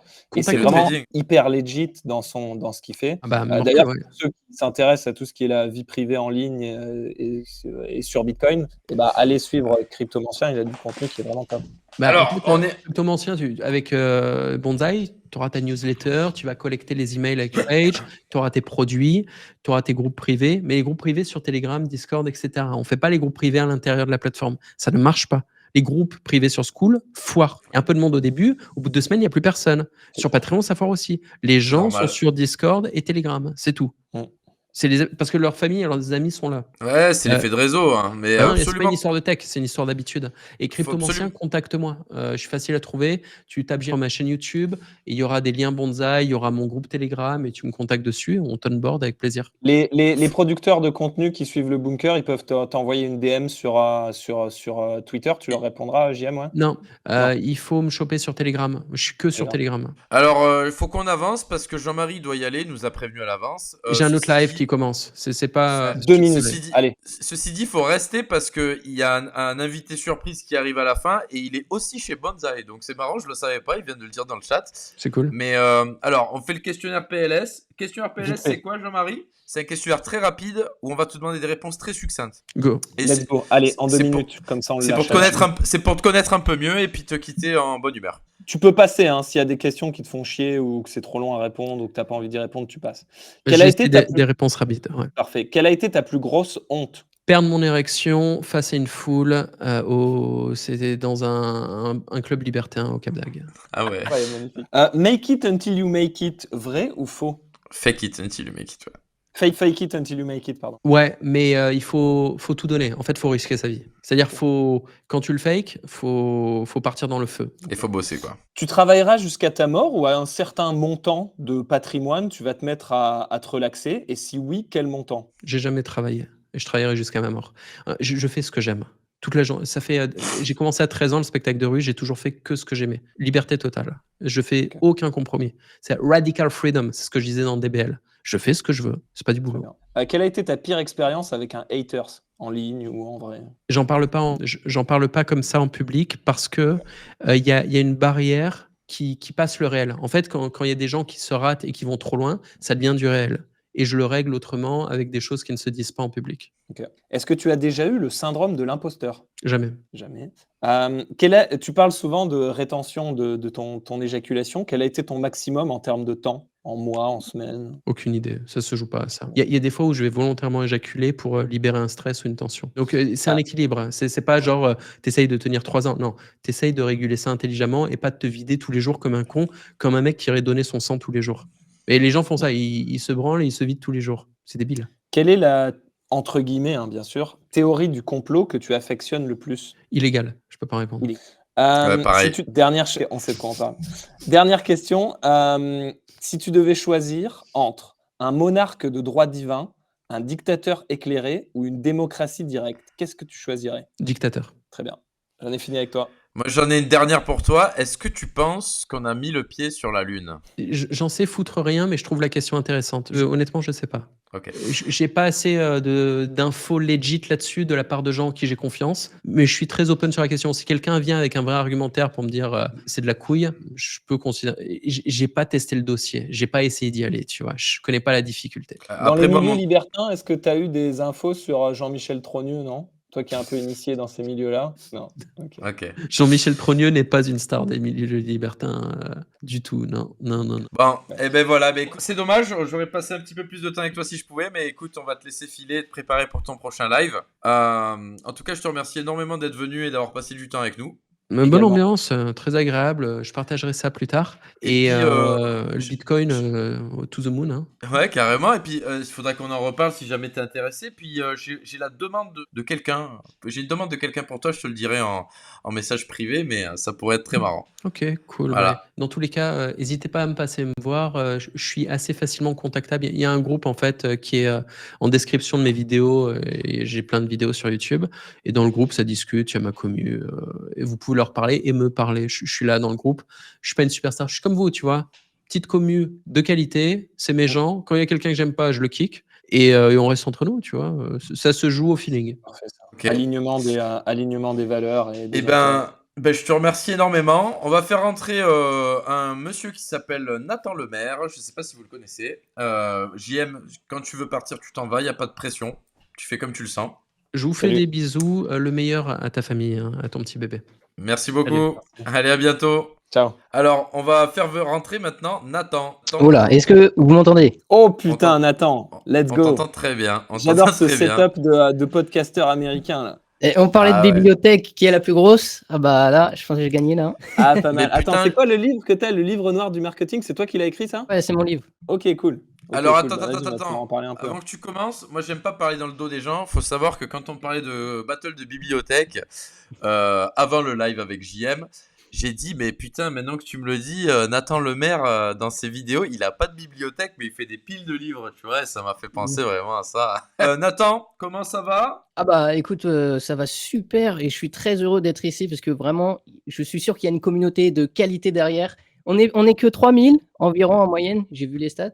Mais ces 3000, c'est vraiment la crème de la crème. J'ai entendu qu'il y avait Tugan Barra, il y a Dark Amy qui est là, il y a toutes Ok. les élites rebelles de l'État français, contre l'État français, je veux dire. Et c'est un honneur d'être ici. tout Et simplement. Nathan, moi, je te voyais souvent commenter nos posts sur X. Je savais pas du tout que tu avais une chaîne YouTube. C'est Science qui Ouais, m'a envoyé ta très chaîne bien. l'autre jour. Je suis tombé dessus. comme J'ai ça. vraiment adoré. Tu as une aisance à l'oral et un style qui t'est tout particulier. Donc, Il est taquin. ouais, franchement, c'est trop cool. Les gens peuvent te trouver où sur YouTube là pour ceux qui veulent te suivre? Tapez juste Nathan Lemaire et puis vous allez me trouver. Bah alors Bref. attends, avant de rentrer les deux pieds dans le plat, est-ce que tu peux te présenter succinctement à l'auditoire? Ah, alors je fais ma chronique parce qu'en même temps, dans la chronique, je raconte un peu mes histoires. Donc, Ah bah écoute, à ce moment-là, Ouais. Marine Medias Res, Let's on go. t'écoute. Hein. ok, alors je l'ai écrit, il faut Comment écrire. quand même. Alors, il y a encore 4 ans, j'étais un bon petit salarié, bien docile. Comme 90% des gens, j'avais ma petite vie. Métro, boulot, dodo, un petit peu de Netflix, et je recommençais. Et puis arrive le Covid. Macron décide comme ça que je ne peux plus voir ma copine. Plus de liberté, plus de voyage, plus de vie. Je suis resté bloqué chez moi comme ça, enfermé comme un chien en cage. Et pendant ce temps-là, tu as des experts autoproclamés sur BFM qui te disent restez chez vous, sauvez des vies. Tu veux sauver ma vie? Rends-moi ma putain de liberté. Bien, je fais tomber des trucs. Faites-vous injecter, c'est pour votre bien. Mais moi, je suis pas leur cobaye, je suis pas leur putain de mouton. Alors résultat, je refuse leur poison expérimental et je me fais virer de mon travail. Donc, plus de taf, plus de meufs, plus de futur, je perds tout. Et là, j'ai compris un truc. Si tu dépends du système, un jour ou l'autre, il va te broyer. Alors j'ai pété un câble. Mais un bon gros câble, tu vois. Le genre de moment où t'as que deux choix. Soit tu continues de creuser ta tombe, soit tu grimpes hors du trou. Et j'ai choisi de grimper. Je me dis, ok, comment je me sors de cette merde? Donc j'entends parler des cryptos, je découvre le minage de crypto-monnaies et boum, je mets tout dedans. Et à 19 ans, je grimpe 1000, 2000, 4000, et j'arrive à 18 000 par mois. Et la vie est belle avec le minage de crypto. L'argent, ça tombe tout seul, je fais rien, ça rentre. Waouh! Et là, je commence à me dire, ok, c'est bon, je suis comme Elon Musk finalement, j'ai percé, la vie c'est facile, l'entrepreneuriat c'est facile. Et là, vous l'avez peut-être deviné, avec la mise à jour, boum, du jour au lendemain, mon business passe à zéro. Pourquoi? Parce que je minais sur Ethereum, et Ethereum c'est quoi? C'est un projet où il y a des petits développeurs à lunettes comme ça, qui peuvent modifier les règles du jeu comme ils le veulent. Hein. Donc un matin, ils se lèvent et ils décident que mon business, il n'existe plus. Et là, je réalise, si t'es pas maître du jeu, tu peux tout perdre en 1 seconde. À ce moment-là, j'aurais pu me dire, bon, j'accepte mon destin de salarié, je retourne bosser, j'accepte mes pertes, je ferme ma gueule. Mais bon, comme je suis un peu têtu, je me suis dit, ok, il doit y avoir un autre moyen. Donc je plonge la tête baissée dans le trading. Donc je prends toutes mes économies durement gagnées avec le minage, et comme un acharné, voilà, je fais du trading, et moins 80%. Deuxième descente aux enfers. Le trading, c'est un putain de casino truqué. Tu crois que tu as une chance? Face à toi, tu as des machines qui font 1 million de transactions par seconde, des fonds d'investissement comme BlackRock qui ont un bureau dans chaque grande entreprise et qui savent avant toi si ça va monter ou descendre. Ça s'appelle du délit d'initié légal. Ils ont toutes les infos avant tout le monde, comme ça, pendant que toi, derrière ton PC, dans ton petit appartement, tu penses que cliquer sur des courbes et essayer de deviner le futur. Bref, je me suis fait plumer, mais c'est pas juste une perte de temps. Non, à ce moment-là, j'étais vraiment au fond du trou, en PLS, dans un coin, pendant 3 mois, voilà, à me demander comment j'ai pu être aussi con. Et là, au fond du trou, il y a une voix qui me parle. Alors, c'est peut-être Dieu, c'est peut-être mon inconscient, et cette voix me dit « Arrête tes conneries, crée un vrai business, un truc antifragile, base-toi sur une vraie compétence, commence à construire. » Et donc, je me lance, voilà, je crée des e-books, j'essaie de créer des logiciels, je fais du dropshipping, des dropshipping d'objets Bitcoin, hein, cela dit. Mais le problème, c'est que je vends 1 ou 2 produits à ma grand-mère et à un pote, et en fait, ça s'arrête là. Alors, qu'est-ce que je fais? Je pensais que si tu avais un bon produit, bah, ils allaient acheter tout seuls, les gens allaient venir. Mais non, personne n'achète et mes rêves s'écroulent. Alors qu'est-ce que je fais? Je m'enferme comme un moine et je deviens un psychopathe du marketing, comme lui là. Je deviens un psychopathe du marketing, je retourne Internet, je dissèque les stratégies des plus grands entrepreneurs, des plus grands vendeurs, des maîtres de la persuasion, et là, tout bascule. Alors pour tester mes compétences, je décide de vendre un livre d'humour noir, comme lui là. C'est des trucs atroces. Et donc, grâce à mes nouvelles compétences en marketing, le livre fait 1 000 €, 2 000, 5 000. Mais là, il y a un problème. Il fait tellement de bruit que les féministes et les fragiles le découvrent et ils aiment pas trop. Donc Amazon me banne. Il me signale en masse, Amazon me banne, voilà. Et là, je comprends ma plus grande leçon. Si tu dépends d'un intermédiaire, t'es mort. Donc, je décide d'écrire le livre noir des secrets du marketing, qui est un peu partout derrière moi, pour mettre à plat toutes mes connaissances, en faire profiter les autres. Et en plus, je le donne gratuit plus livraison. Ça fait plaisir. Donc, je crée cette fois mes propres systèmes de vente, plus d'Amazon, plus d'intermédiaires. Je fais mes pubs sur YouTube à l'arrache, littéralement, je prends mon téléphone, je fais « Hé les gars, achetez mon livre, il est gratuit, vous avez le choix, soit vous lisez 100 livres derrière moi, ça vous prend 3 ans, soit vous lisez le plus important qui est ici, cliquez ici, achetez, c'est gratuit en plus. » Voilà. Et donc les pubs cartonnent, voilà, et donc ça devient un best-seller, et je peux en vivre. Là, je suis vraiment libre pour le coup, tout bascule, j'ai un business autour de ma passion qui est le marketing, je fais ce que je veux, je rends des comptes à personne. Mais une fois que tu as du cash, il ne faut pas le laisser dormir. Si tu le laisses en euros, bah, tu laisses l'État t'essorer lentement avec l'inflation. Et moi, mon choix, il est simple, Bitcoin. Parce que c'est la seule monnaie qui n'est contrôlée par personne. Pas par un État, pas par une banque, pas par une institution corrompue. Et toutes les autres cryptos, elles sont manipulées. Tu as toujours une équipe derrière. Un patron, un mec qui peut modifier les règles quand ça l'arrange. Et Bitcoin, lui, c'est un monstre incontrôlable. Et c'est pour ça qu'il le déteste. Et aujourd'hui, je suis libre parce que j'ai pris le contrôle de mon business et de mon argent. Et vous, qu'est-ce que vous attendez? Vous attendez un feu vert du gouvernement? Personne ne viendra vous sauver. Alors soit vous créez votre propre système, soit vous vous faites écraser par le leur. À vous de choisir, les amigos. Oh là là là là là là. Et Nathan, t'as un vrai don d'orateur, tu fais les choses super bien. En tout cas, tu captives l'attention. Est-ce que tu veux nous parler un peu de ton parcours et comment ça se fait Alors, que t'as développé ce attends. Moi, on va parler de son parcours de Nathan, mais il y a quand même des trucs qu'il faut qu'on revienne sur sa chronique. Déjà, moi, Bah oui. Nathan, j'adore le style. Tu sais, le costard un peu trop grand. Ouais, J'adore. il est pas trop grand, je suis assis. Non, mais j'adore le style de ta personnalité, ce que tu dégages, mec, c'est incroyable, c'est très bonne énergie.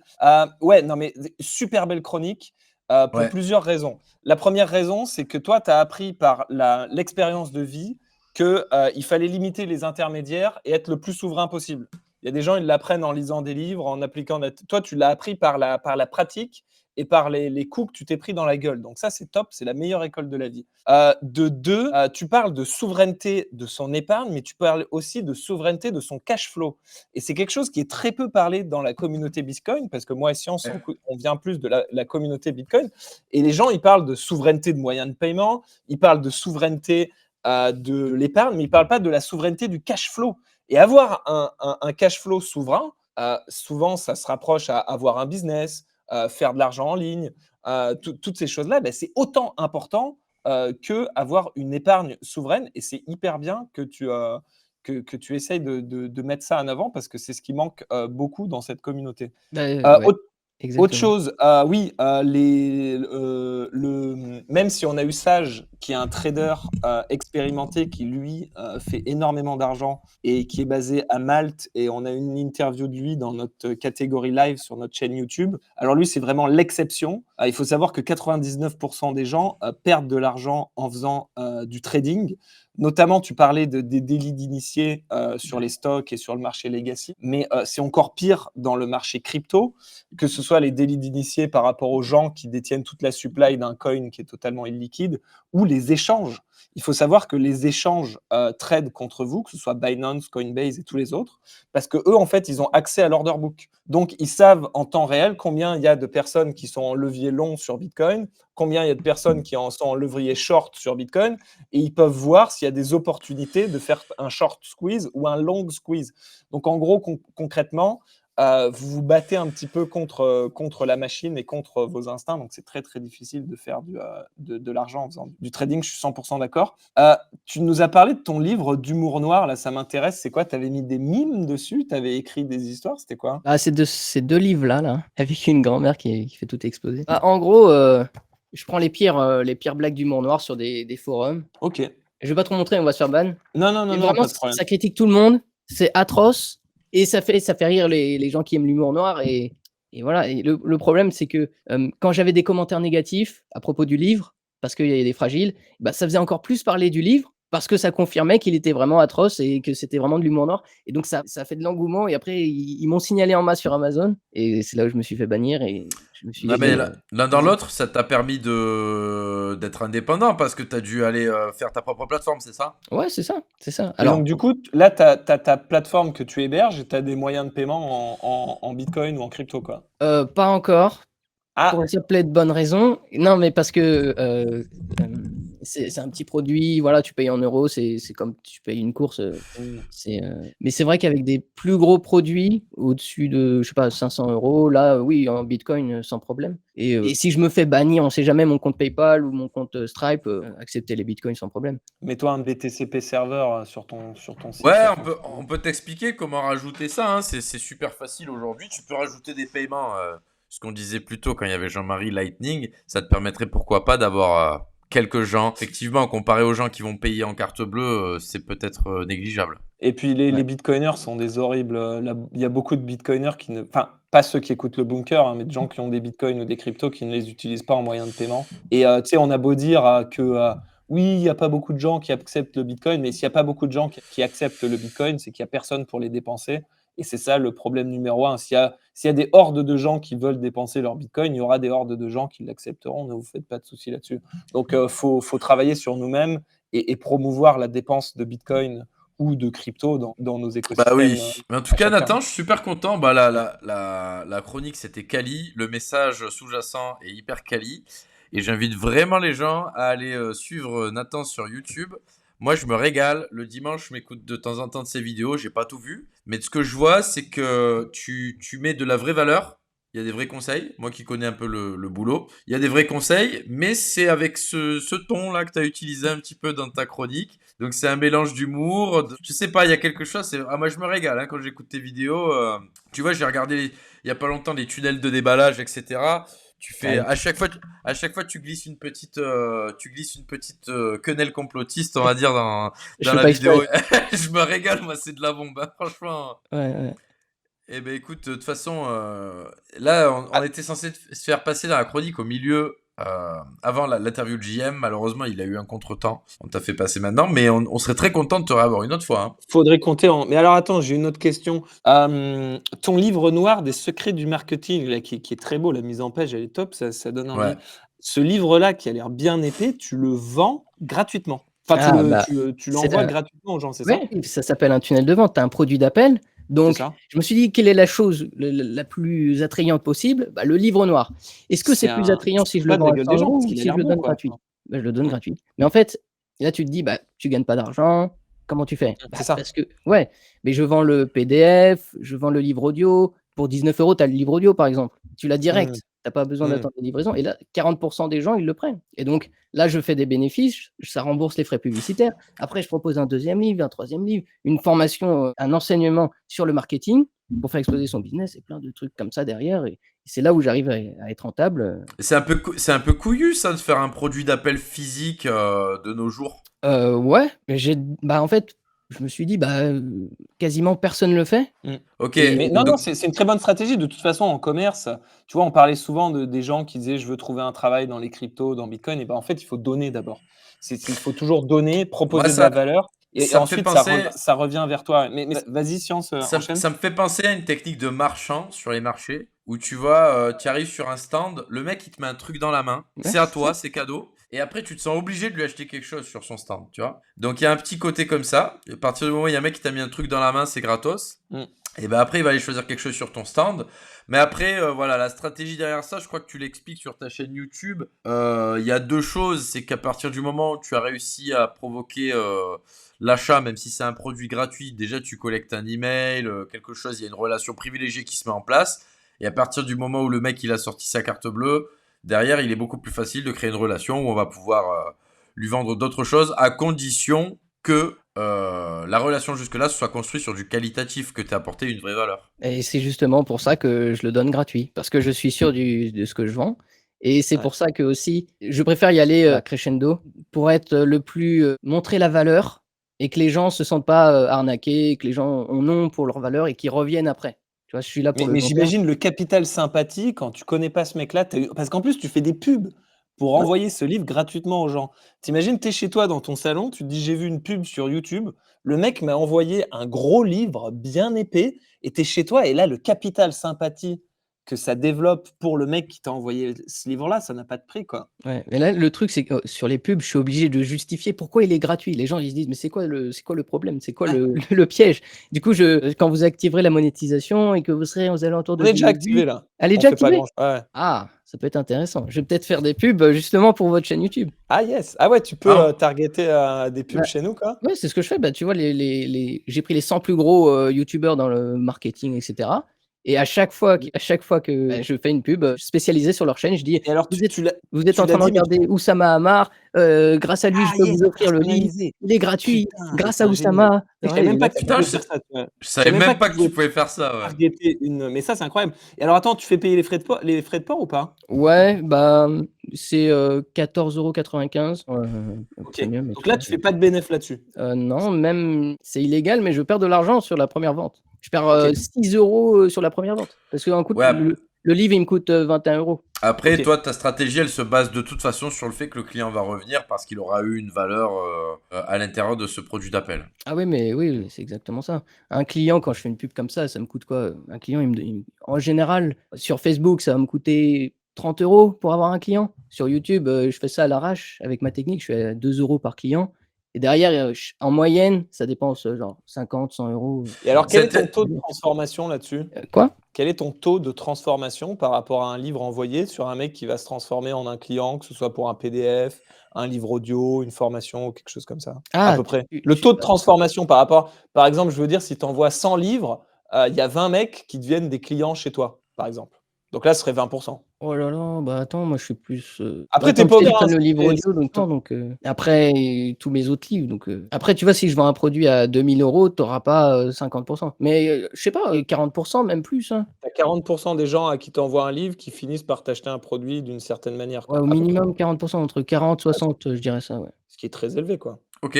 En tout cas, on aura appris qu'il est possible de faire des pubs targetées sur des chaînes précises. Alors ça c'est génial ça. On va peut-être s'y mettre dans le bunker, hein, qui sait. Vous êtes en train de regarder Asher, laissez tout tomber, c'est de la merde.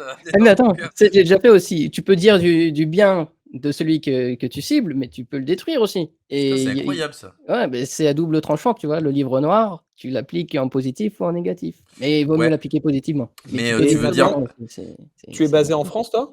Ouais, je suis en France, dans un bel endroit, tranquille. Dans un bel endroit, très bien. Non, mais c'est Et paisible. Je veux dire, tu as dans un petit château, tranquille. nice. Tu as écouté notre interview de JM Corda? Tu en as pensé quoi de ce personnage? Tu connaissais? Ah bah oui, je connaissais. Oui, oui, oui. Ah ouais, bah, j'en ai même écrit un petit secret dans le bouquin. Ah ouais, OK. Des enseignements de son. Il avait écrit un livre audio, il y avait des techniques de marketing dedans, donc c'était pas mal. Et Il est bah, pas mauvais il est pas Hein? mauvais du tout, Corda, en marketing. Hein. Ouais, ouais, c'est ça, ouais. Et Bah, il a une méthode marketing qui est assez atypique parce que tu vois, quand on lui a demandé quels étaient c'est un mec qui est très, très, très transparent, tu vois? Et quand on lui a demandé quels étaient les avantages de son logiciel là de transformation de funnel de clientèle, il nous a dit: «Je suis un peu meilleur que la concurrence et un peu moins cher». Il est pas parti à nous survendre le truc, tu vois, comme l'aurait fait un influenceur, masculiniste classique. Il a été plutôt, assez honnête sur son approche et je trouve que c'est assez rafraîchissant, surtout pour un gars qui a un côté un peu, narcissique, égo, tu vois? Mais quand il te vend le truc, il est assez transparent Ouais. et je trouve que ça doit fonctionner cette approche-là de se dire: «Bon, bah, je survends pas le truc», tu vois? ouais, Bah, c'est disons- une technique aussi. Ouais. Disons qu'à mon avis, c'est qu'il a identifié sa cible et qu'il n'a pas besoin d'en faire des tonnes pour les gens qui ne sont pas forcément sa cible, tu vois. Après, il a clairement dit qu'en France ou en Europe, quoi, tu vois, si c'était des crypto bros, entre guillemets, là, il pouvait activer, que ça pouvait être sa cible parce que Ouais. il a fait un processeur de paiement qui s'appelle Portal, je crois, ou Cursor, qui accepte les cryptos, ce qui n'est pas le cas de ses concurrents. Si tu prends Patreon machin, malheureusement c'est que PayPal et la carte bleue et voilà, c'est son seul avantage comparatif en gros, mais il nous l'a dit de bout en blanc. Et Nathan, toi, tu as prévu, est-ce que tu as alors tu pas obligé de me répondre, hein, encore, hein, si je vais trop loin. Est-ce que tu as des entreprises à l'étranger? Est-ce que tu as prévu de te délocaliser ou tu te dis: «Non, je suis bien en France»? Bah, là, je suis bien actuellement. J'ai pas envie de partir. J'ai ma famille, tout ça. Mais ouais, je ressens pas vraiment le besoin parce que, comme je l'avais dit, tout ce que je gagne en surplus, je le mets dans Bitcoin. Et donc, c'est un peu le côté sombre. Tu vois, tu as le côté propre, tu as le côté un peu sombre par rapport à l'État. Côté propre, c'est mon entreprise de marketing. Côté sombre, c'est là où je mets toutes mes cryptos, le Bitcoin seulement. Et qui fait en moyenne 50% par an. J'ai calculé 48,6% par an le Bitcoin. Donc, ça me permet voilà, d'être plutôt bien financièrement. D'accord. Que je suis Et en tu as France. quel âge, si c'est pas indiscret? J'ai 22 ans. Ah, c'est ça, je me Il disais, est super jeune. super jeune, mais hyper mature. J'adore. Et moi j'ai une dernière question, après je pense qu'on va rendre l'antenne, ça va faire 2 heures qu'on est live, mais Nathan, est-ce que t'aurais pas pris des cours de théâtre ou quelque chose comme ça? Non. Non, non. Ah bon, tu me dis. Ok, bon, bah, j'étais plutôt bon pour faire le con quand j'étais jeune. Mais c'est tout, quoi. Là, t'es toujours jeune, mais en tout cas ouais, t'as ce côté catchy, acting, blagueur qui est... Ouais, franchement, je trouve que c'est vraiment une chaîne à aller suivre. Vous allez passer un bon moment, en plus d'apprendre des trucs. Super, ouais. Allez tous follow Nathan, allez tous follow Corda et allez tous De follow toute Bunker façon, également. on va mettre tous tes liens en description de la rediffusion. Donc, si jamais aussi tu as des liens en particulier que tu veux partager, tu peux nous les envoyer via X. Ok, bah, je ramènerai du monde dans tous les cas. Des abonnés à la liste email, des clients du livre noir. Faut leur faire découvrir le bunker, c'est important. Bien Pourquoi sûr. pas? Pourquoi pas? Avec D'ailleurs, plaisir.